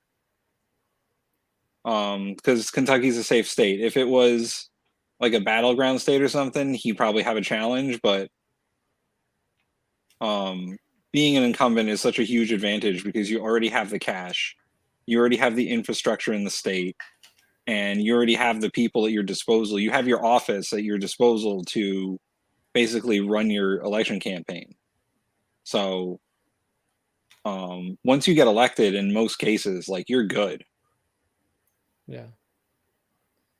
But even if it's not, if you see that the politics they are running isn't beneficial for your states, it's like, I mean, you stay in the Senate, or unless you have someone, unless your opponent is someone who is a known quantity and has the money, because these Senate races are getting more and more expensive all the time. Like, I think Mitch McConnell's Senate race was one of the most expensive. Lindsey Graham in South Carolina had the most expensive Senate race in the history of Senate races. It's hard to compete with that amount of money if you're not already in office. And on top of that, let's just point out the hypocrisy here. With a couple of exceptions, Martha McSally being one. Mitch McConnell, I think the guy who ran against Lindsey Graham, definitely the gal who ran against Kevin McCarthy here in Bakersfield, Kim McGowan, all military veterans. Yeah. Where's what? I thought you loved the troops. Yeah, they don't love the troops with the D next to their name. Yeah, well, look at the way they treated John Kerry and John McCain. Well, you know, it's like, that's what lost Trump Arizona, is his treatment of John McCain, who I actually voted for. John McCain who voted? You voted for John McCain? Yep. Over Obama? Yep. I didn't think Obama was ready yet. You know, I didn't want him to walk into the bullshit that was already going on with the war in the Middle East. And I didn't want that to tarnish his presidency and that be the whole thing that he has to deal with. So I was like, well, I'd rather somebody else deal with it, and then we get you know what I'm saying? I didn't think he was ready for all of that. That makes sense. Because he was only a senator at the time. Yeah, I mean, he was only, and it's the same. He actually is in the exact same place that Kamala Harris is in right now. You know, it was in the Senate for 4 years, didn't even finish his first term. You know, and I thought that the rise of Obama was a little weird because it was so fast. So it's like, but in hindsight, he did he didn't get a lot of stuff done that I wish he would have. But as a person,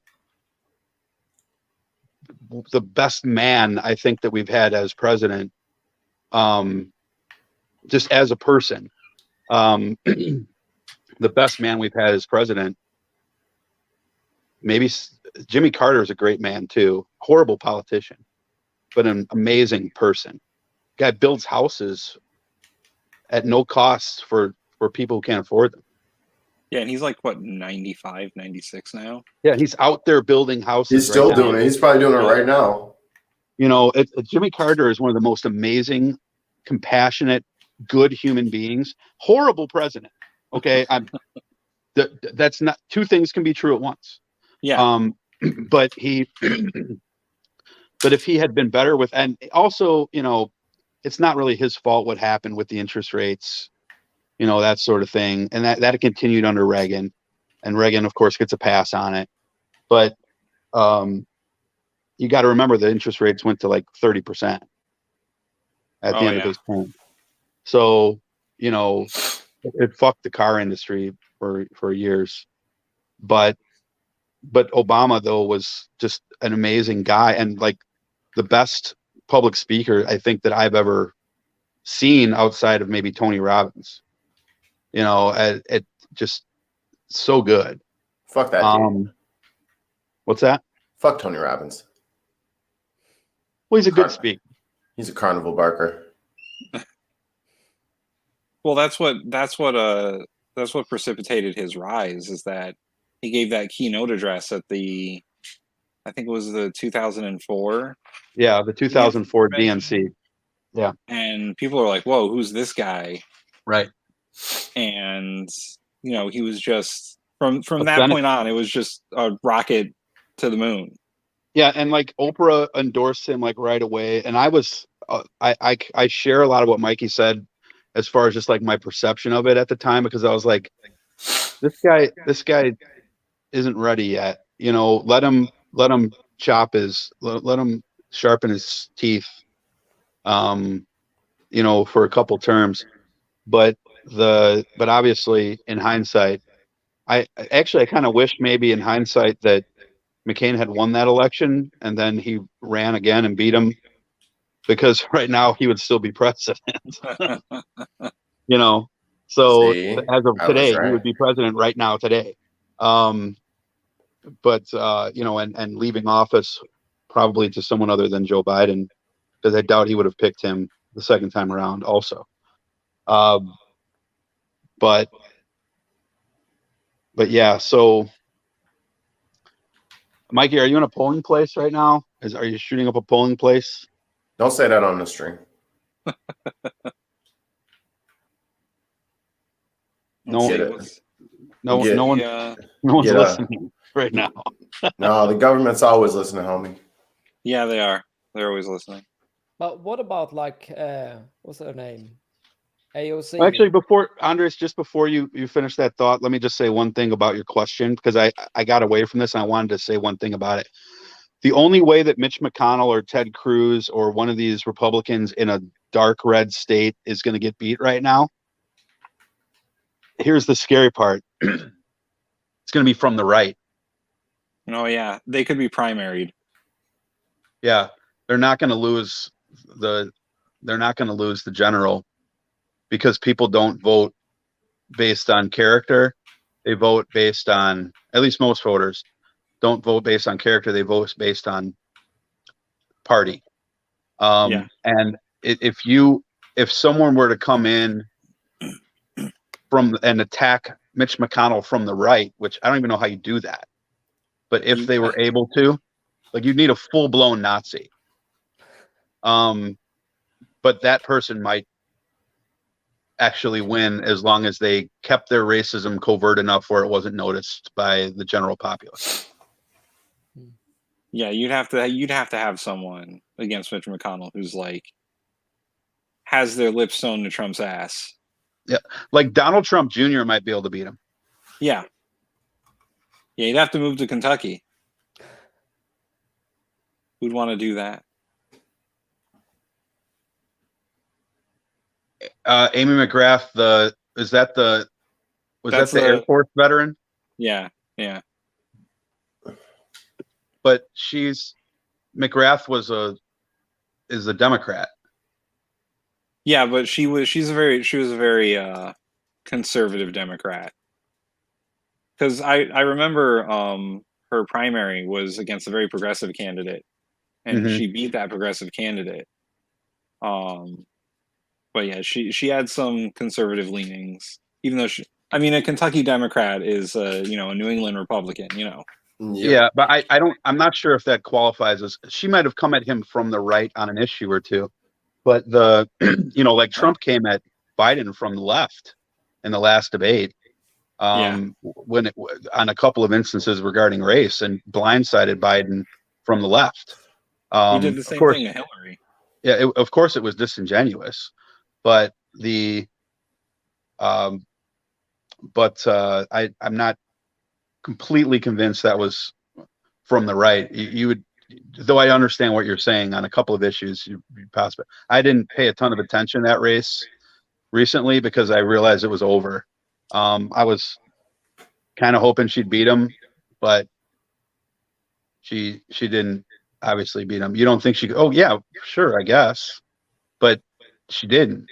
So they're going to vote based on party. Yeah, it's very tribal. You can't come at someone from the right from the blue party and have voters believe that you're actually right of him.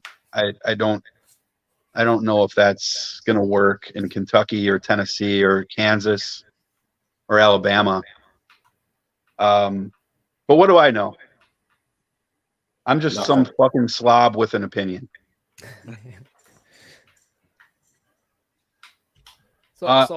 Anders, let me ask you. Can I ask you a question? Yeah, sure. Go for it. What country are you in? I'm in Sweden too. I'm about an hour south from Charlton. So what is it about American politics that is so polarizing to Europe, and why is it so important to you guys? Because we're just ignorant Americans who only care about our own shit. Unless you get someone like, old boy in Brazil, or Boris Johnson, then we'll pay attention. But generally we don't pay attention. Why is it different there? And how does it impact your life?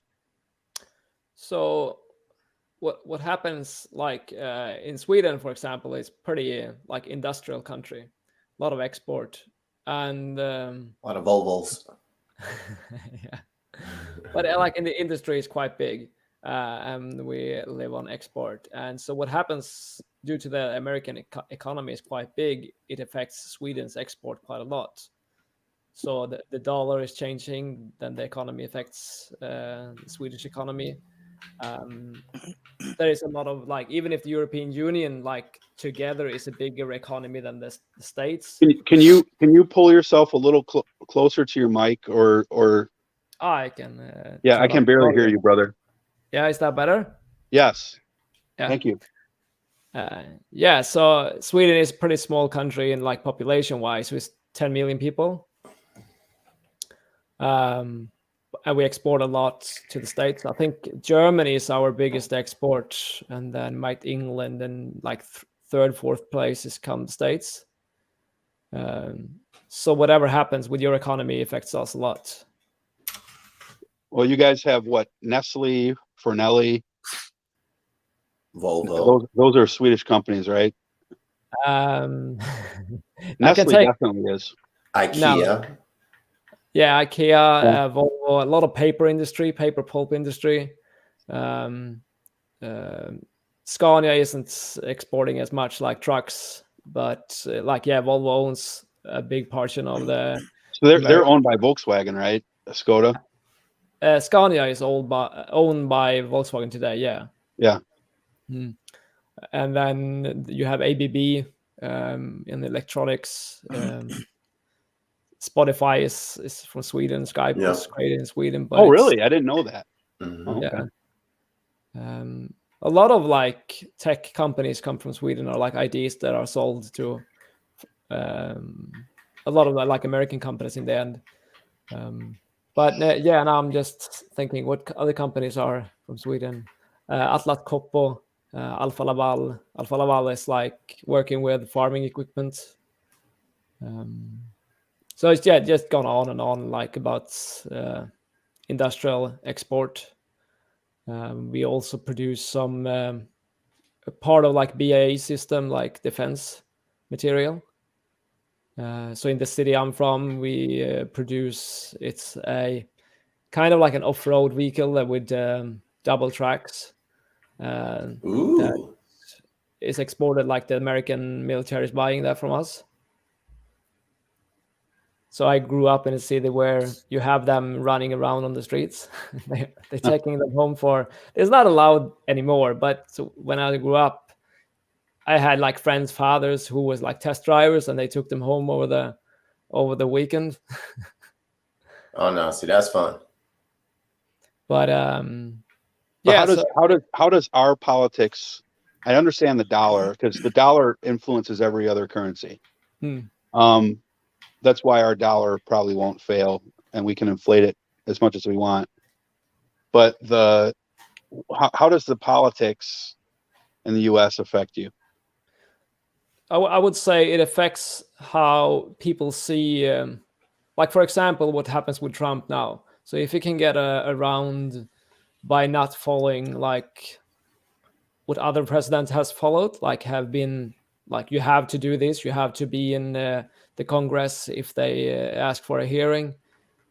It tells a message to other democracies and other leaders in the world that if the states doesn't follow the rules, why should we follow the rules? Mm-hmm.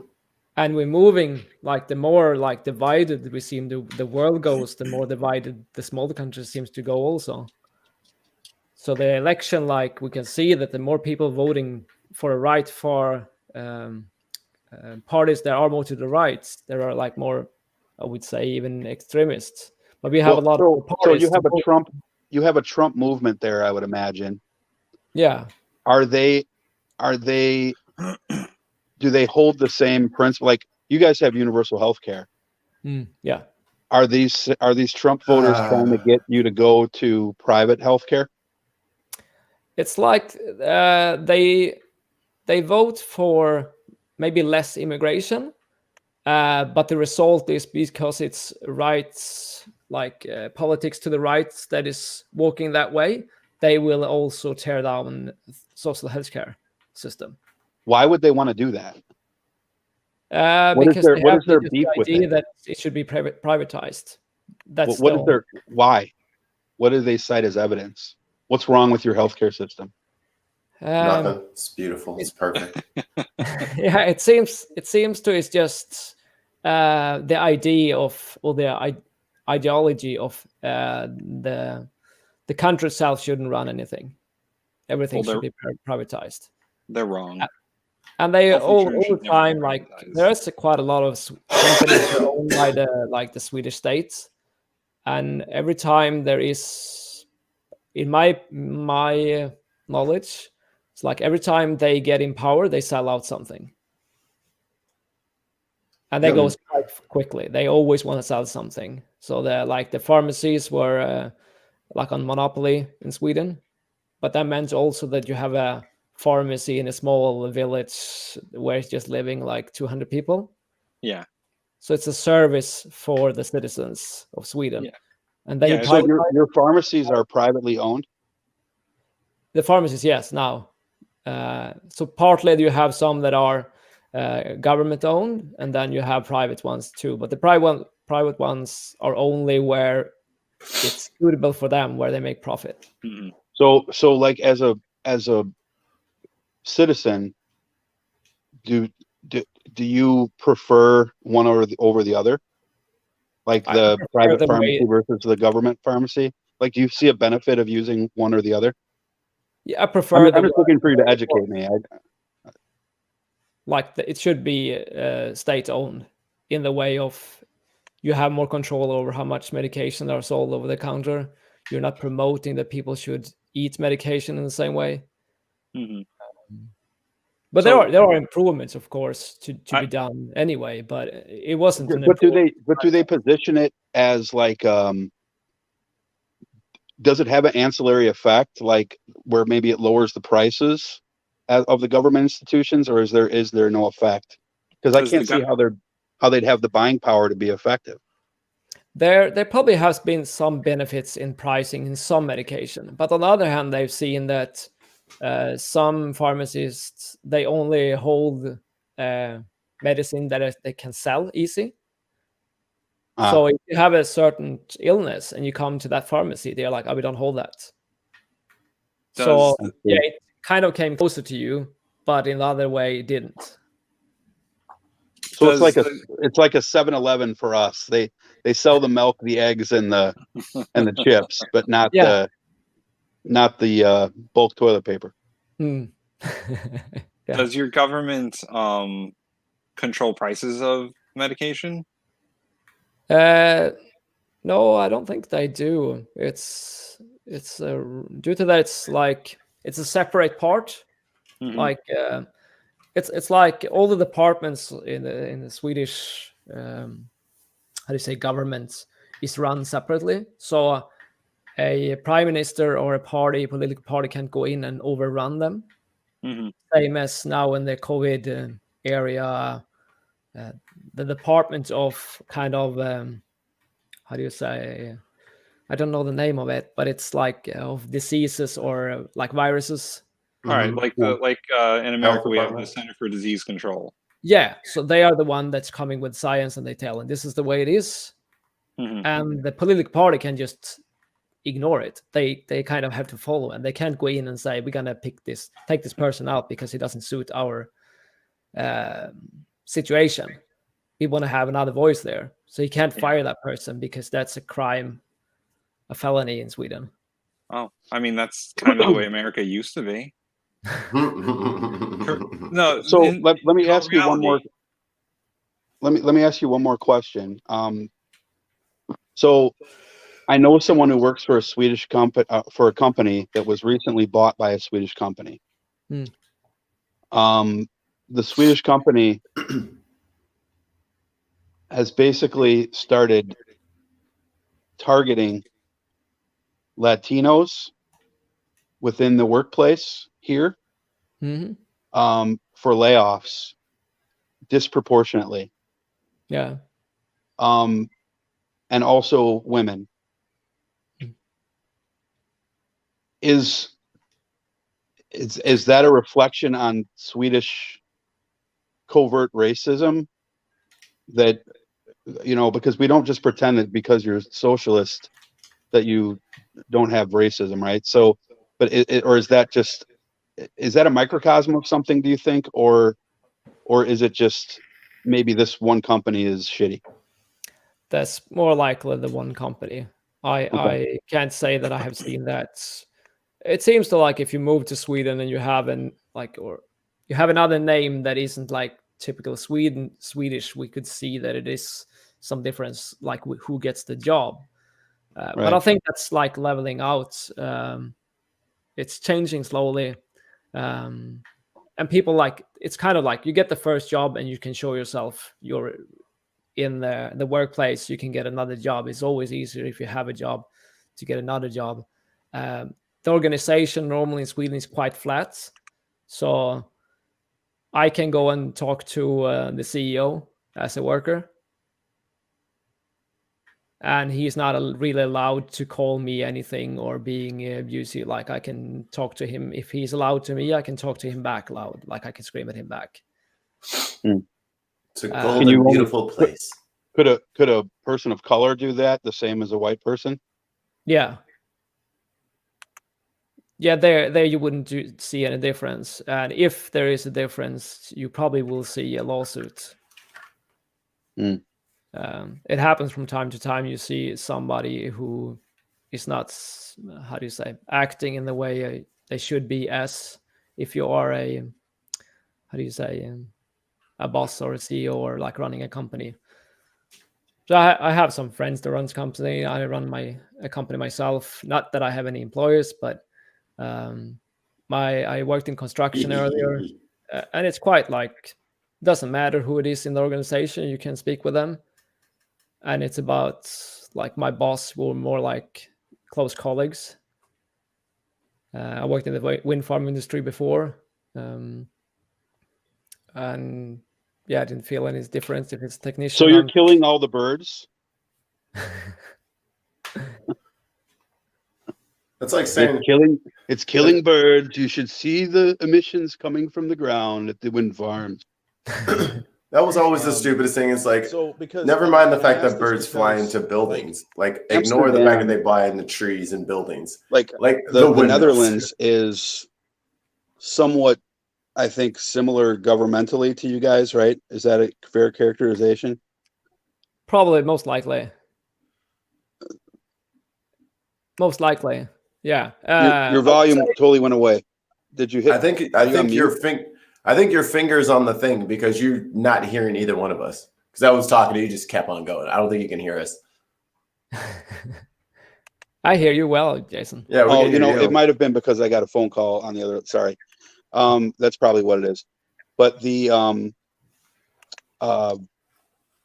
hear you.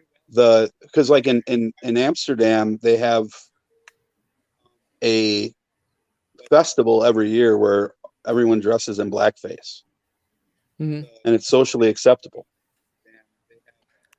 I think there is some questions there. Like it is a movement slowly getting like questioning, is that okay?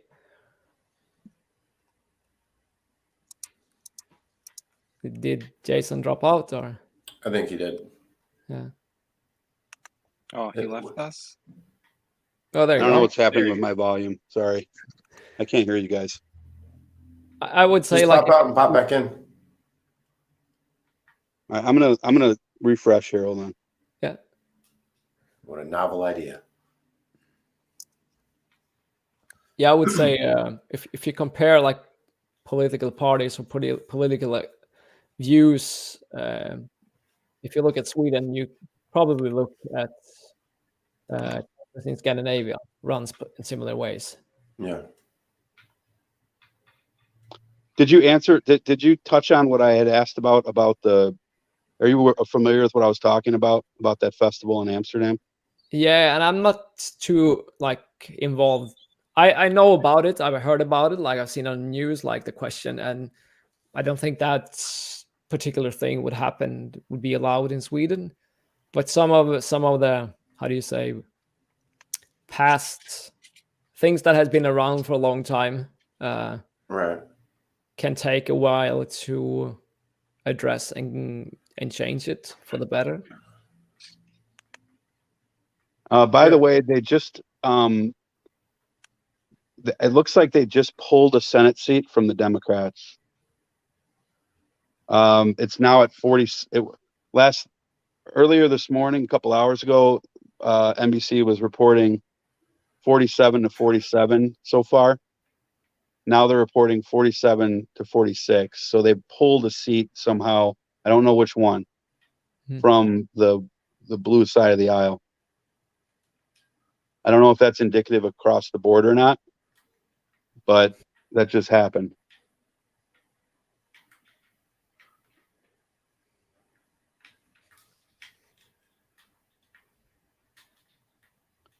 Awkward silences.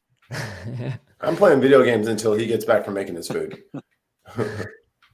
And I have to jump out. I have a call here at 8 o'clock. But nice to connect to you guys. Is it 8 o'clock p.m. there?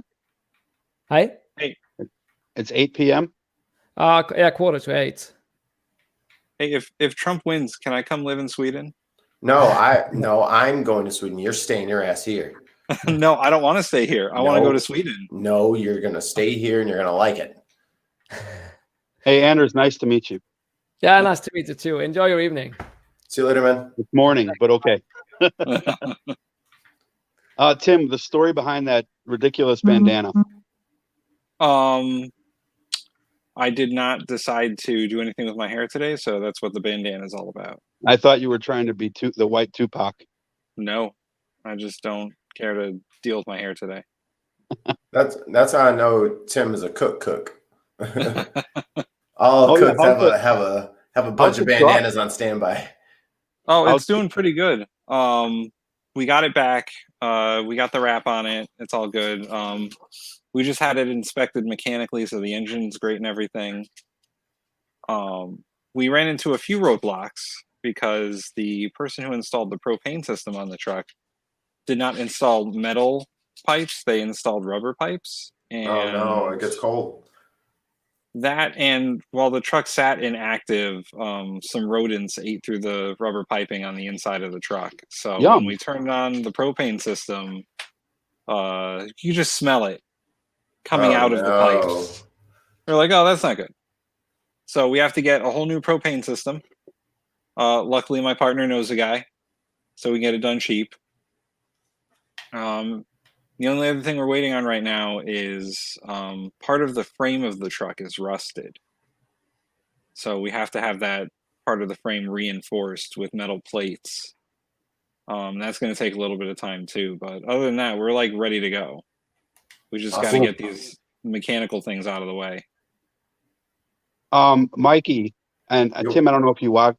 Just real quick, since we're in a sort of a lull here, I want to ask another question. What'd you think of the season premiere of Mandalorian? Didn't see it. Mike? I'm a sucker for anything Mandalorian, so it could have been just Baby Yoda throwing up for 15 minutes. And I'm like, yeah. I will say I'm a fan of Baby Yoda. Yeah, I thought it was a cool episode. Kind of predictable, but I like that new character that they introduced who had the Boba Fett armor on. That's always exciting to see that. Well, spoiler alert, Jesus. I'm back. Well, I think that everybody knew that they showed the armor in the season finale last year, so that's not much of a spoiler, I don't think. But I guess it's a spoiler if you didn't watch last season. So yeah, thanks. Yeah, way to go. Well, Tim, what do you watch? What's your vice? What do I watch? Porn. Besides NPR and the McLaughlin group Yeah, and if you like, shut up. You should really check out this webpage. No. I've already heard. I already don't want to go. Jeez, Louise. Man, what do I watch? Fuck, that's my tough. joke. My joke is fucking getting old. People already know that not to go. That's the only joke I know. No. The problem is I don't have cable. Who needs it? But hey, do you know why eggs are the worst fucking stand-up comedians? Why? Oh, God. Because they crack each other up. Lord. So I got the Netflix and I got Hulu and I got the Disney Plus, but I haven't seen The Mandalorian yet. Any of it? No. Oh, you're in for a treat. Yeah. Ooh, it's good, man. I'm watching Star season Wars. 1 for the third times. Did you watch The Boys? Oh yes, I fucking love that show. Can we just have a whole show just talking about The Boys? For sure. We can do it When Thursday. this is over, look, I can't wait for this to be over so that, especially if Trump loses, just to take a week before I have to start ripping on the Biden administration, to talk about like how excited I am about the Snyder Cut and the next Harley bike to come out and just like. Oh, dude, have you seen the Enduro one? Super Bowl. What? Have you seen the Enduro bike that Harley's coming out with 2021? The Zero Butt bike? The Enduro bike. They're releasing in 2021. The Zero Butt bike? What are you watching? How did you hear that? What are you watching? What is on the screen behind you? Like, how did you make that connection? Yeah. Okay. Yeah, now you've changed the channel, haven't you? You filthy little man. Recall. I seriously thought you said the Zero Butt bike, so I was like, what, it's got no back wheel? Boy, they're really getting innovative in Milwaukee. Yeah, very soft tail, no back wheel. In other words, non-existent tail. Yeah. There's a tire but no wheel. No, I have. disconnected myself from motorcycle culture the last 8 to 10 months. I have not had a bike. But once I get a job, hopefully here in the next month or two, which by the way, I might be moving to Kansas City. But then, yeah, I'll certainly be visiting a dealership in Missouri, and getting back into motorcycle culture because I miss the wind in my face. Dude, Let the windows down, bro. It's not the same. You'll be all right.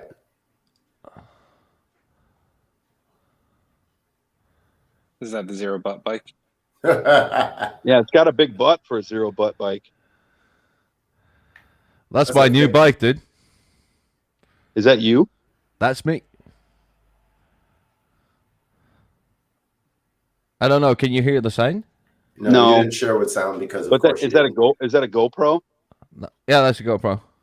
Their video's gotten a lot better because it doesn't give you that like effect where you're looking through the peephole on a door like it used to. Yeah, it doesn't have the wide angle effect anymore. Well, you can turn that off, actually. Okay. Is that what it is? Okay. Yeah. So I'm just doing it. So this is going from a GoPro Max, the 360 camera. But I just have the front camera running.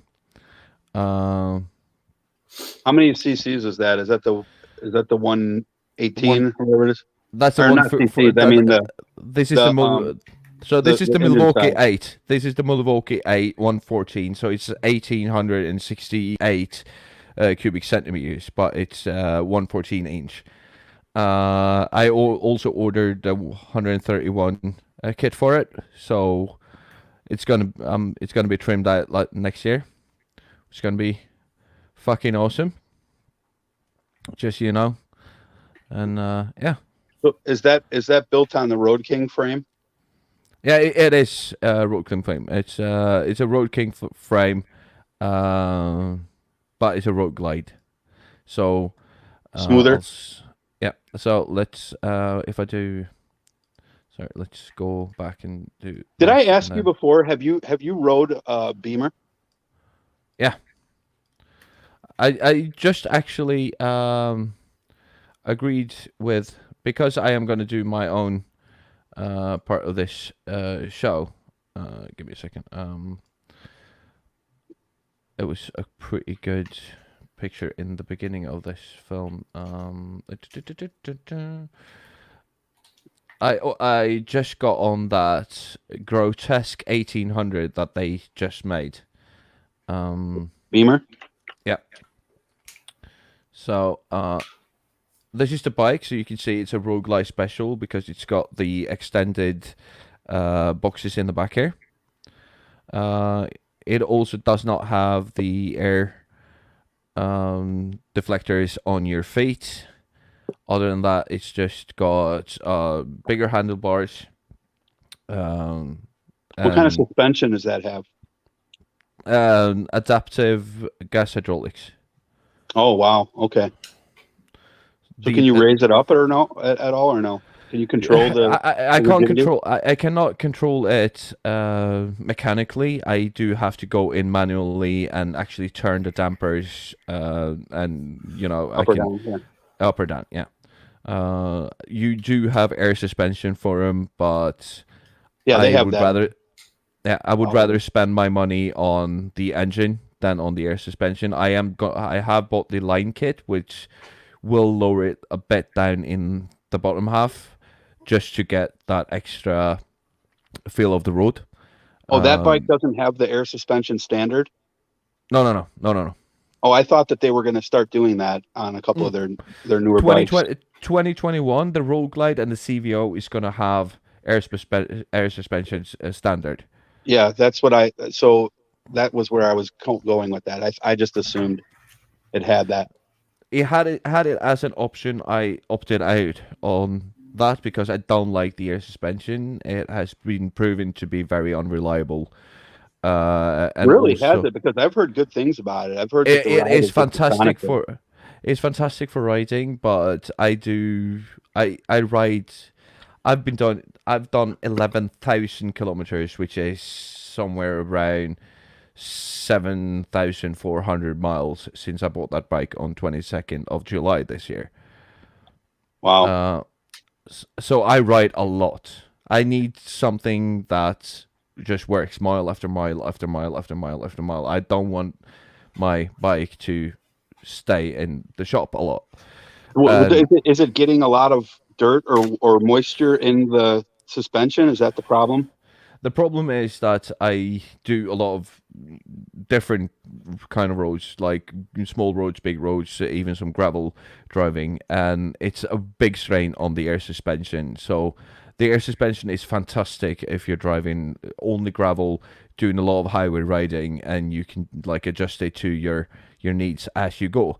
It is fantastic, but if you're I'm sort of an aggressive driver, so when that's your thing, you should probably stay clear of the air suspension, because I would probably stiffen it up as much as I could and just drive the shit out of it and break it. And essentially make it like a coil. Yeah. So, yeah. So what's the point then? Yeah. So I bought a line kit which has better suspension. I also bought new tires for it because the Harley tires are absolute fucking shit. Never buy a Harley with Harley tires. They don't work in the rain. It just spins off. So I'm basically Harley going tires sideways. are notoriously unsafe, which is They are fantastic when there's nice weather. They are the stickiest tires on dry highway roads that I have ever driven on. They are fantastic. But as soon as there's just a drop of moisture on the road, they are horrible. They are dangerous AF. yeah, that's kind of like how the Kawasaki is for their sport bikes. You know, you can feel the stick when it's dry, but the slightest bit of moisture and you start to feel that spin. No, so it's I'm the fucking traction control on that bike has saved my life more than once this year. It has been we can say it has been a ride, especially since I got the 477 Screaming Eagle cam on it, which is quite aggressive. And it probably the best cam there is. Yeah. So yeah, it's the best fucking, and I put full system Screaming Eagles, big pipes on it, which makes it just growl in just a fantastic fucking manner. Absolutely fantastic. But the only thing that is like I hate the original handlebars, which has you down here. Yeah. Which you put the monkey hangers on there. Yeah, so I got the 13-inch ape hangers on, which is quite small compared to the one that I used to have. Well, my old bike. You guys call them ape hangers out there? Yeah, because you look like an ape. You look like an ape. We call them monkey hangers out here. So yeah. I got 20-inch on my Softail, which got you up here, right? So you're basically riding with your hand above your head. It looks fucking awesome, but it's quite a strain on your shoulders, your neck, and your back if you're doing more than 50 miles straight. Yeah, it's the handlebar position to me has always been troublesome because like my wide glide was perfect, where it's straight out in front. That's what I loved about it. You know, the sport bike. What I hated about the sport bike, I've never rode a bike for a long distance with monkey hangers on it. Short distance, yes. I mean really short. Like I take my buddy's bike for a mile and just to see how it feels. And I can see what you mean by that. But like with the sport bikes, you know, it would just become so nauseating after a 2-3 hour ride to get off the bike to put the gas in. Yeah. And your fingers are just numb. Yeah. You know. Yeah. And it's so uncomfortable on your arms. I feel like on the sports bikes, I am painfully aware of the fact that I don't have the technique to drive one of those bikes. Right. So I've been driving Harleys for the last 18, 19 years. I've only been test driving sports bikes. I love them. but only for like you go Short out jump. on the you go out and you just do a short fucking run on that thing and Yeah. you just drive the shit out of it, and then you park it, and then you get on your Harley, and then you go out for a proper drive. But sitting down here with your arms, right, like the Road Glide had on its original handlebars, I sort of felt like I was losing control, and that's because I'm used to sitting up here, and that's what I've been doing for the last 12 years. So I got the 13, which basically get the handlebars in the height of my shoulders, and that's how you drive a car too. Like if you drive a car or a truck, you basically have your steering wheel here, right? You don't sit with your steering wheel down here, you got it up here. And that's basically the driving position that I have now, and it's amazing. It's the best bike I've ever driven. The fact that it's a Harley is an enormous bonus, but I would pick that fucking bike over Honda, a Suzuki, a Yamaha any day of the week. Like, it is one of the most comfortable, fantastic, and I love the torque that thing puts out. Fucking amazing. Have you ever ridden a Raider with that 1997 cc? And that's supposed to be the fastest. Yeah, the touring fastest bike. production. Yeah, the fastest touring bike is a Raider, but you also have the fastest production bike is the H2 Carbon from Kawasaki, which has 1 liter, so 1000cc compressor charged engine, puts out 225, and it's a bike that is less than 300 kilograms. So 225 what? 225 horsepower on the back Okay, wheel. that's what I was. And because of the compressor, the supercharger that you have, that you get that instant fucking torque. So it's acceleration that I've never felt before. I took it out for a short spin. It's super comfortable. It only starts settling on the road and starts feeling very, very stable after you pass, I would say, 70 or 80 miles per hour. I took it up to about 120, 130. And then it was my head. I said, no, this is going to kill me and I need to fucking stop right now. But it was super comfortable. I still had 2 gears to go. I wasn't pushing the throttle. If I'm trying to brag a bit, I would say that I was pushing the throttle at 2/3, but that would be a blatant lie. I was maybe at 50% at most, because that thing scared the living shit out of me. You were at 50% throttle and you were at 130? Yeah. I was in 4th gear, dude. In 4th fucking gear. How many gears does it have? 6? 6. Yeah. And it's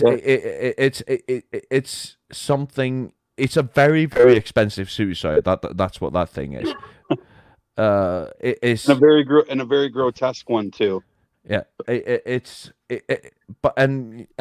is the thing. Like, I could feel my horns just growing out because I wanted to drive the shit out of that thing, but it scared me. A lot of poo came out in that short drive because it's so fun. It's so easy to control. It's so well balanced. Kawasaki's back in the 90s, early 2000s had some framing problems where it got very slobby on the back wheel as soon as you start pushing 100 miles per hour. But now, with the new frame that they've got, it's super comfortable. With a carbon kit on that bike, it is something else. So, and by the way, I am going to do a test on it because there's a new 2021 model, and I've already been approached, and I will be doing a test on the Bin podcast of the new H2X that is coming out in 2021. Has Kawasaki gotten away from because again, I'm disconnected for the last year or so. Have they gotten away now from the full metal body? Yeah. So they have a full carbon frame for the new H2, and then the touring bike, which is called the H2X, SX, sorry. That was always the drawback of Cowies, is that, it was nice and rigid, but it was so heavy. Especially with the gas tank being metal too. Yeah. Now we are looking at. Oh, sorry, I got ice cubes in my head. My mouth. Ice Cube, the rapper. Yeah, he's fucking my mouth right now. Getting face fucked. No, the thing is that it's with the new. It's a lot of aluminum, a lot of carbon fiber. Only things that really need to be cast iron or steel are steel. They fix the really the flobby frame that they used to have in the early 2000s is very rigid now. It sits very comfortably on the road. The only thing that I could say about that bike that is sort of a problem is that it only gets comfortable as soon as you pass 60 or 70 miles per hour. That's when like a Suzuki. Yeah, that's when you start getting that aerodynamic, pushing Yeah. the tires and the bike down on the road. And, you know, and it's way too fun to do 60 or 70 miles per hour on that bike on your back wheel going straight through the center of town. And I can't tell you how fucking incredibly dangerous that is. But it's way too much fun. The horns come out, and you just gun it. Yeah, you know, it's like, especially on sport bikes, I always would be of the mind that, you know, I want to ride within my limits and be safe. But the problem with sport bikes specifically, and with bikes like Raiders probably too, is you get all that power in between your legs, and it's really hard not to use it. And that's what I mean when I said the horns come out. Like, Yeah, it's the more powerful. It's like I would not be, you know, the CEO type who bought an M5 and had it in comfort mode from day one until the day I sell it. I would be the guy putting it in sport mode, doing the paddle shift, fucking, you know, just making that thing roar. it's got a paddle shifter. No, like I'm saying, you know, like all the CEOs had that buying BMW M5s, right? Oh, you're talking about the car, the BMW car, yeah. M5 car, yeah. Yeah, because it's a joke over here that every like upper middle age CEO drives around in these fancy sports cars with the Tectonic transmission, yeah, with the comfort mode and just having it in automatic. He has never put it in sport. He has never used the paddle shift. He has never fucking used any of this shit. And he drives around in a fucking 600 horsepower saloon car, right? Well, the M5 and the M5, and when I used to sell BMWs, this might be different now, but the M3 and the M5, the American versions, at least from, I could be wrong on this, but I'm pretty sure it was at least from 03 to like 07, especially for the M3, they only That's came. the E61 and the E63, right? Body models. Yes. B, they call it B here, but but they only I'm pretty sure that, I can't remember if this was for the M5 and the M3 or just the M3, but because it's so far back now, but they only came in the I'm using Volkswagen terminology here, that the Tiptronic transmission. I forget what BMW called it at the time. Sportmatic, maybe. Steptronic, right. Yeah, I worked for Volkswagen for so long that I use their terminology so much, but I think they only came in the Sportronic transmission. So you didn't really have a lot of choice here, but I think the best car BMW made was the 03, 01, 02, and then the first year of the newer body style was 03 for the M3. Just an amazing vehicle. And then when they came out in 05 with the M6, dude, the M6 is one of it. Let me say something about the M6. I've driven a Ferrari. Okay, I used to work in the car business, so I've driven like everything. I have never driven a Lamborghini, but I've never driven a Bugatti, but I was blessed enough to roll around the block in a Ferrari. I actually drove a Lamborghini. I rolled it around a showroom floor, but that doesn't count. I think the most semen that came out of my penis in a car was the M6, 2005, 2006 M6. So that was when they were doing the 5.5 liter V10, right? Before they changed it to the turbocharged V8. Yeah, it was a 10 cylinder. Yeah. So it's the last of the natural 5.6, but national aspirated V10. Yep. So after that version, the Yeah, last there was no turbo. no, but after that, that was the last of the V10s that came out, right? So after that, they started doing V8s with. So it was a The turbo. 4.2 and a 4.6. So it was a turbocharged V8, And a twin BMW's turbo. BMW's never done turbo to my eye as well as Audi has. No, and I fully agree. So the last great M5 and M6, and even the M3, which was the M3 had the straight six 4.2 liter, naturally aspirated 386 horsepower engine, which is one of the greatest engines ever fucking created. It was great because of its torque. Yeah, it just fucking flew off the line. Then you had the V10, which was 5.5. You might be right, but it was 5.6 liter, which was one of the first one who had the sequential ignition thing, where it shuts down half the engine, so you were only running on highway. On a highway, and as soon as you put your foot down, it just like started like igniting the other side of the fucking engine. It was absolutely fucking amazing. You can run that thing doing 30-40 miles per gallon, but as soon as you put your foot down, you're down to like 7, dude. Like the thing that ruined that car though was I'm trying to remember the name of what they called it.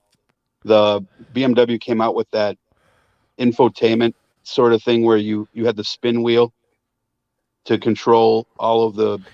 Mercedes still uses that, which is fucking insane. It's the worst fucking system, and they used it for like 6 years, and like Chevy, you could already get a touchscreen in a Chevy, and BMW still to this day, my wife has a X3, and still to this day on purpose they use a similar yeah, she bought an X3 on purpose. Yeah, but let me say this though, I like it. It's this is not the 2004 2005 X3 that was basically a Ford Kuga, right? I'm trying to remember the name of the little Ford SUVs they used to have back in the wasn't that X3, Kuga or something? No, that was the Cougar was a coupe. That was a Mercury. No, but no Cougar. Kuga, Kuga. Maybe here it wasn't called that. Oh, okay. No, it was called over there. Yeah. The 2003, 2004, 2005, 2007, 2009 X3 garbage. Fucking garbage. Was that the one that had an aluminum top that always got crooked in cold weather? Are you talking about the hood? Yeah. No. Yeah. The valve cover. So. That I don't remember. Okay. The hood though, the hoods were made of this pliable metal, where like if you would go up and you would pop the hood of an Audi, and you'd pop the hood of a Volkswagen, and you pop the hood of a BMW, the Audi and the Volkswagen, which essentially are the same thing, other than some of the sheet metal, is it would be so rigid, and you could feel when you shut the door of an Audi or a Volkswagen, you could feel that, and like the air compressing because it's just such a good seal. Yeah, and the BMW, the hood was just, it was the cheapest sheet metal, and it was just so poorly made for a few years there, and they've gotten away from that and gone to better stuff recently, and the X3 follows that. The X3 is a way better vehicle now than it was, and they actually have an M version of it's sort of a dumbed down M version, but they and it's a bigger vehicle now too. It's basically what the X5 was. The current X3, and this follows the trend of, Hyundai's done the same thing and a lot of other companies, but the current X3 is essentially, if you put it next to a 2006 X5, basically the same size. So, basically the same car. So the X3 has gotten better. I will say that. But still, Audi, I think, I think BMW wins with the engine, and they win with some of the suspension. But outside of the turbos, but the BM Audi has always won with build quality. But it's also the drivetrain. The drivetrain on the Quattro drivetrain on an Audi, which is just unbreakable. That thing is just fucking bulletproof. It does not fucking break. You could put it through a fucking Dakar fucking rally, and that car would just fucking keep on running. It can take everything that you throw at it and just smile and keep on going. It was because of the weight distribution, and the Quattro is the best all-wheel drive system ever. Yeah, by far. I mean, it is the differential. It's not the same as a lot of people don't realize that all-wheel drive is not the same as 4x4. Nope. But the differential in that, like, is just the transfer of spin of from one tire to the next tire with a Quattro is just, it's so superior to any other all-wheel. Maybe Subaru's up there, but but that's because they've been building all their cars as all-wheel drive all of the time. Like, they have never had a back wheel or front wheel drive. Right.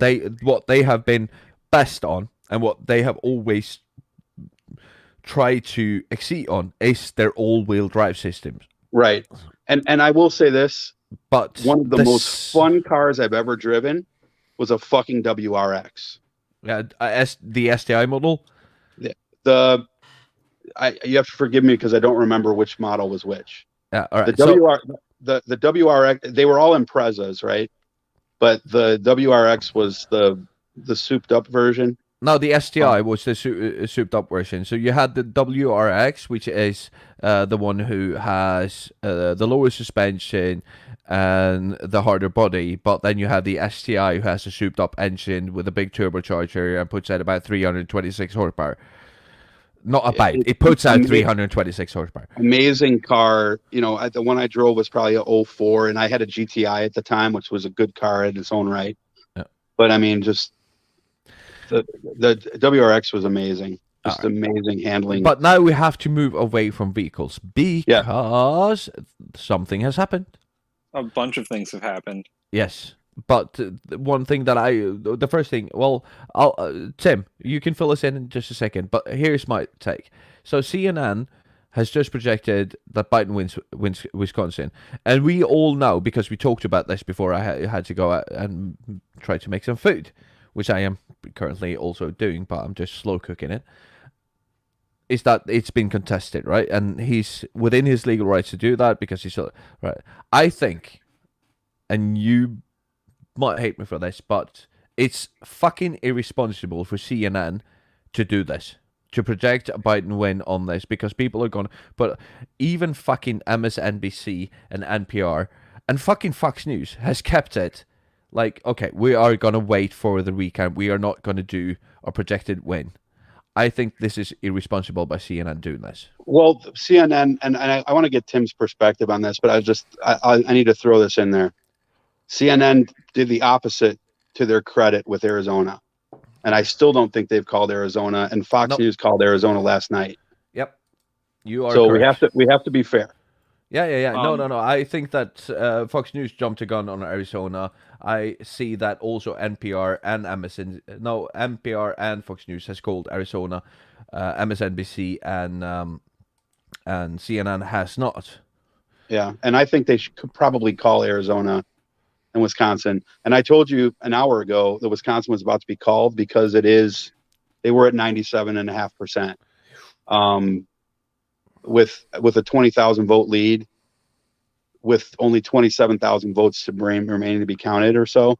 But Tim, educate us as we stop talking about testosterone related vehicles. So well, you all were talking about cars. I was looking into a few things. Tim was saving the country. I was. So the Associated Press has also called Wisconsin for Biden. Despite the recount. Yeah, despite the recount. Hey, Trump. Can I show you something stupid? NBC just switched to Rachel Ray. Okay, well there you go. I mean, what the fuck are they doing? The Trump campaign is suing the state of Michigan to stop vote counting until they get meaningful access to the counting places. Apparently, they're saying that they haven't let the Trump campaign observe vote counting in several counties, and they're now suing the state of Michigan to stop vote counting.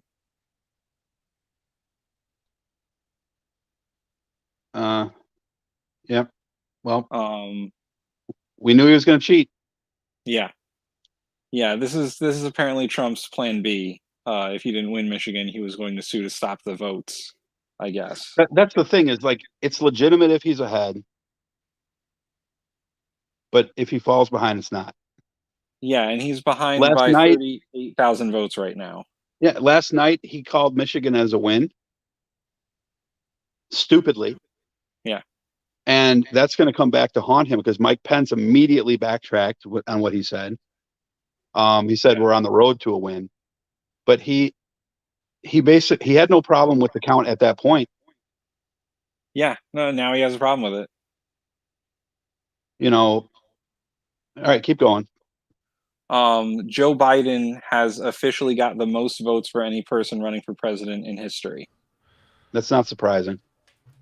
Donald Trump has now gotten the second most votes too. That's true.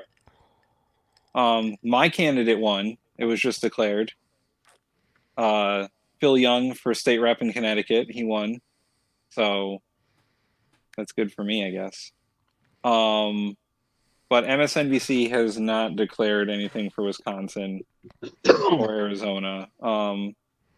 Biden's getting closer in Pennsylvania. He's now down by 460,000 votes instead of 600. Still not close enough.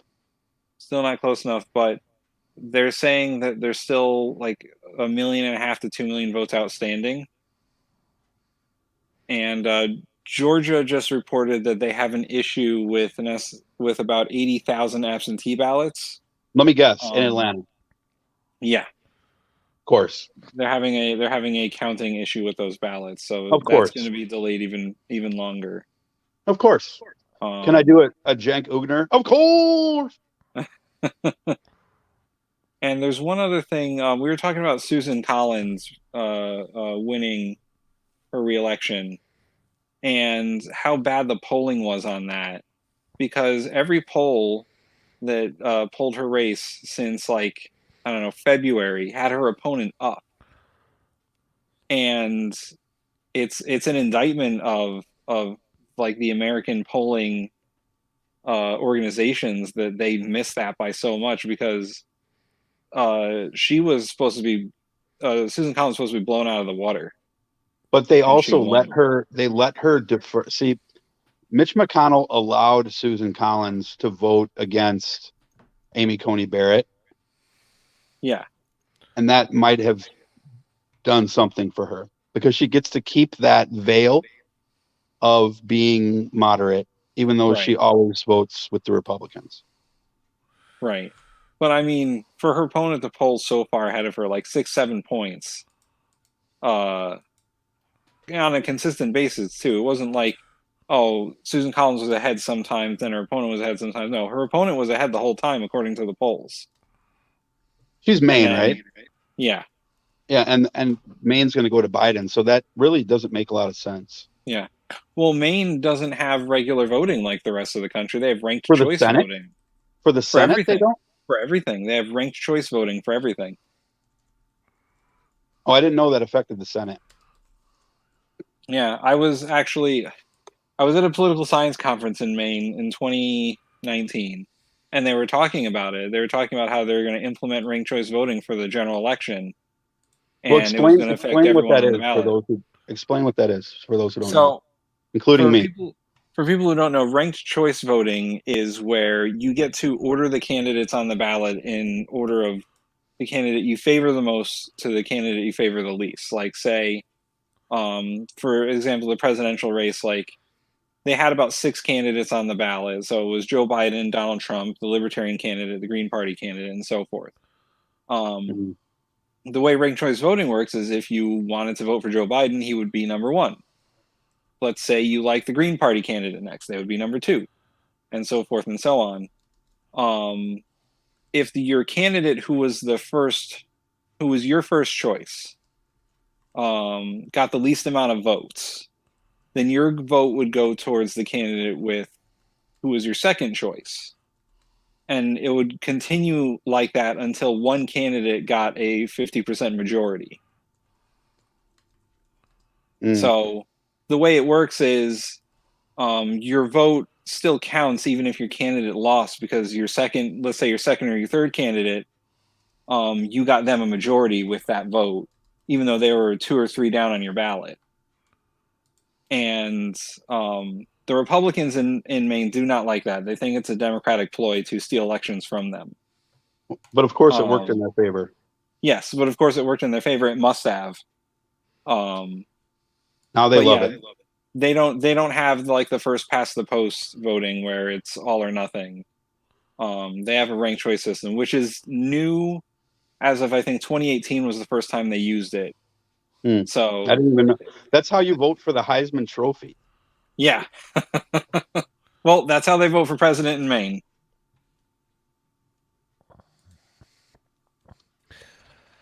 Oh, I am very confused right now. Is that race called?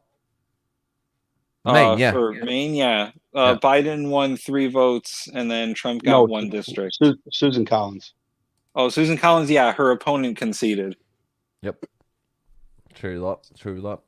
All right, let's take a look at our map again. Can we look at the Senate real quick?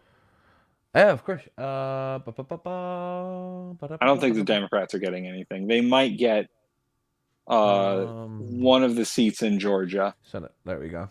I don't think they're going to get either one. Yeah, so here you have the Senate race going. Coons, Durbin, Markey, Smith, Shane, Booker, Lujan, Merkley, Reed, Warner. Oh, the Democrats do have a net gain of 1. That's good. Yes. I guess. But I don't think they'll. I know that we've been saying around 50. I don't think that that's likely. I think that we are gonna have a significant Republican majority. Yeah, I think it's going to be 49-51. I think the Democrats will pick up one of the seats in Georgia. And if Joe Biden wins Georgia. And we're counting the 2 independent seats as Democrats, right? Yeah. Yep. Yeah. Yep.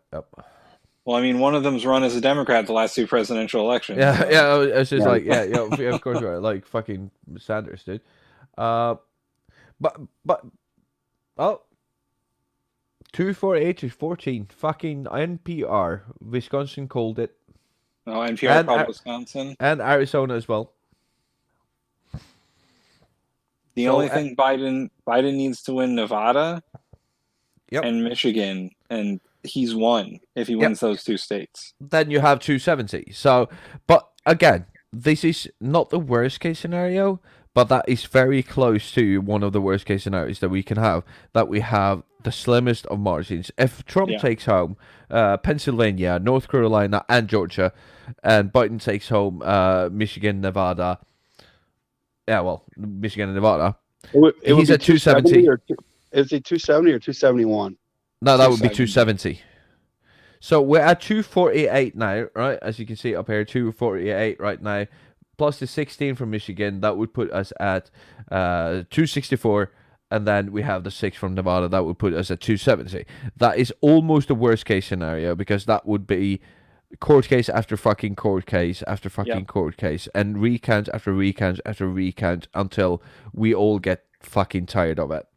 So, I mean, if you think about the strategy of the Trump campaign, then them suing Michigan is them trying to stop Biden from outright winning without even getting Pennsylvania.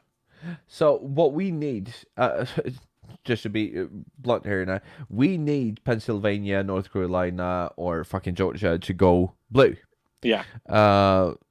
If that happens, we get Nevada, we get Michigan, or we get one of these 3 pink states that you can see on the map here. Where do you see any of that happening? What's the most likely? Pennsylvania. Georgia? Pennsylvania. I still don't think that. I think that's the least likely. Pennsylvania. I don't see the numbers. A majority of their counties haven't even put in their absentee ballots yet. Yes. So there's a lot of outstanding votes there. So I've here's my take on this. The reason I'm saying Pennsylvania is because they haven't even started counting their absentee ballots and the mail-in ballots, right? And we know for a national average, we are looking at 66% Democrat votes coming in through the absentee. I would think that in Pennsylvania that would be a bit higher, and everything that I've tried to see is that it's almost at 70% projected.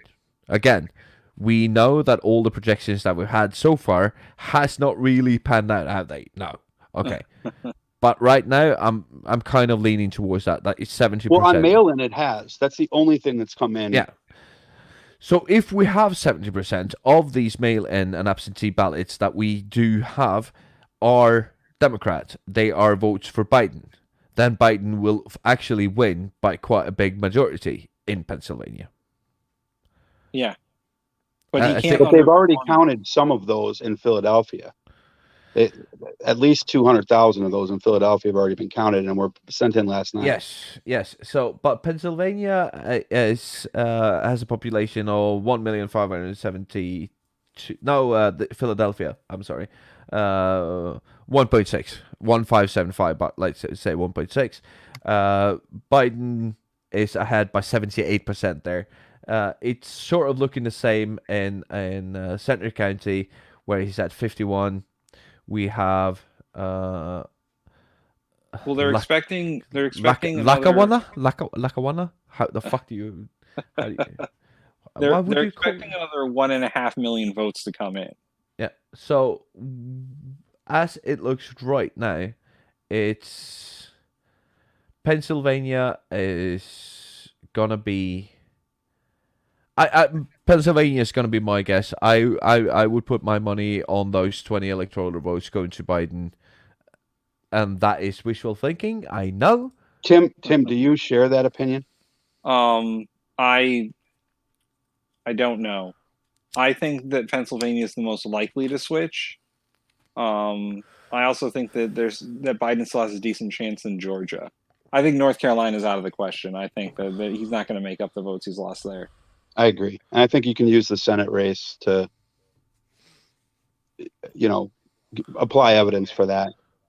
But Georgia has to get its shit together. Well, the reason why I think Georgia is more likely is if you look at the runoff election, the coming runoff election, you had last night, you had two Republicans both at around 29% of the vote and one Democrat at 29% of the vote at one point. Mm-hmm. And this morning, the Democrat moved up. He's now a de facto leader because but he went up to 37% overnight. Right. So if that trend continues, you would expect that he would end up, they're projecting him to end up at around 42%. So if that trend continues, he's going to lose the runoff because all those Republicans who split their vote are going to go against him. So he's going to lose the runoff. But so it's fool's gold. But unless we have a 2018 style midterm turnout where Trump's not on the ballot and Trumpers don't go. But that aside, it tells me that Georgia might be closer than Pennsylvania.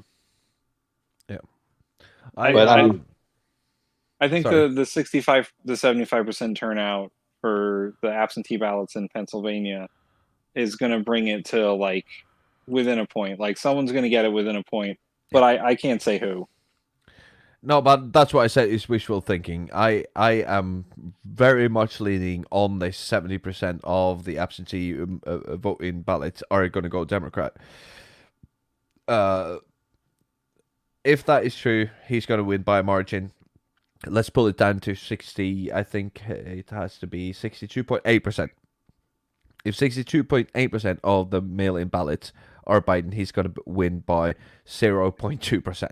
Right? Okay, well, you know what? It's funny you say that because I was thinking when you were saying 70%, and especially knowing that we've had 14% come in Philadelphia, that it's probably going to default to somewhere between 60 and 62. Yeah. So, but we need 63.8 8. And again, I'm being conservative. Yeah, So I'm being a pessimist. I am after seeing Wisconsin, Michigan go the way that they are going, Yeah. and what happened as soon as we started having the write-in ballots being counted, I am, as I said, cautiously optimistic, but I am a lot more optimistic now than I was when we talked last night, Tim and Dutch. yeah. When we were watching Texas turn from blue to red. Yeah, I was just like, we knew no, that. and I just started pouring fucking hard liquor into my face, and I was like, Tim, I need to go to bed, dude. Like, I'm done for it. I'm done. Oh yeah. At that point, Michigan was red. Wisconsin was red. Yeah, I was depressed. Like, I cried myself to sleep holding. That's okay. I didn't bottle get of- any sleep at all. I think I like laid in bed for 8 hours and did not sleep. Well, speaking of that, I'm going to go do that now because my kid's going to get off the bus in about 6 minutes. So, my little guy. So, fuck you guys. Fuck you too, Dutch. Cunt.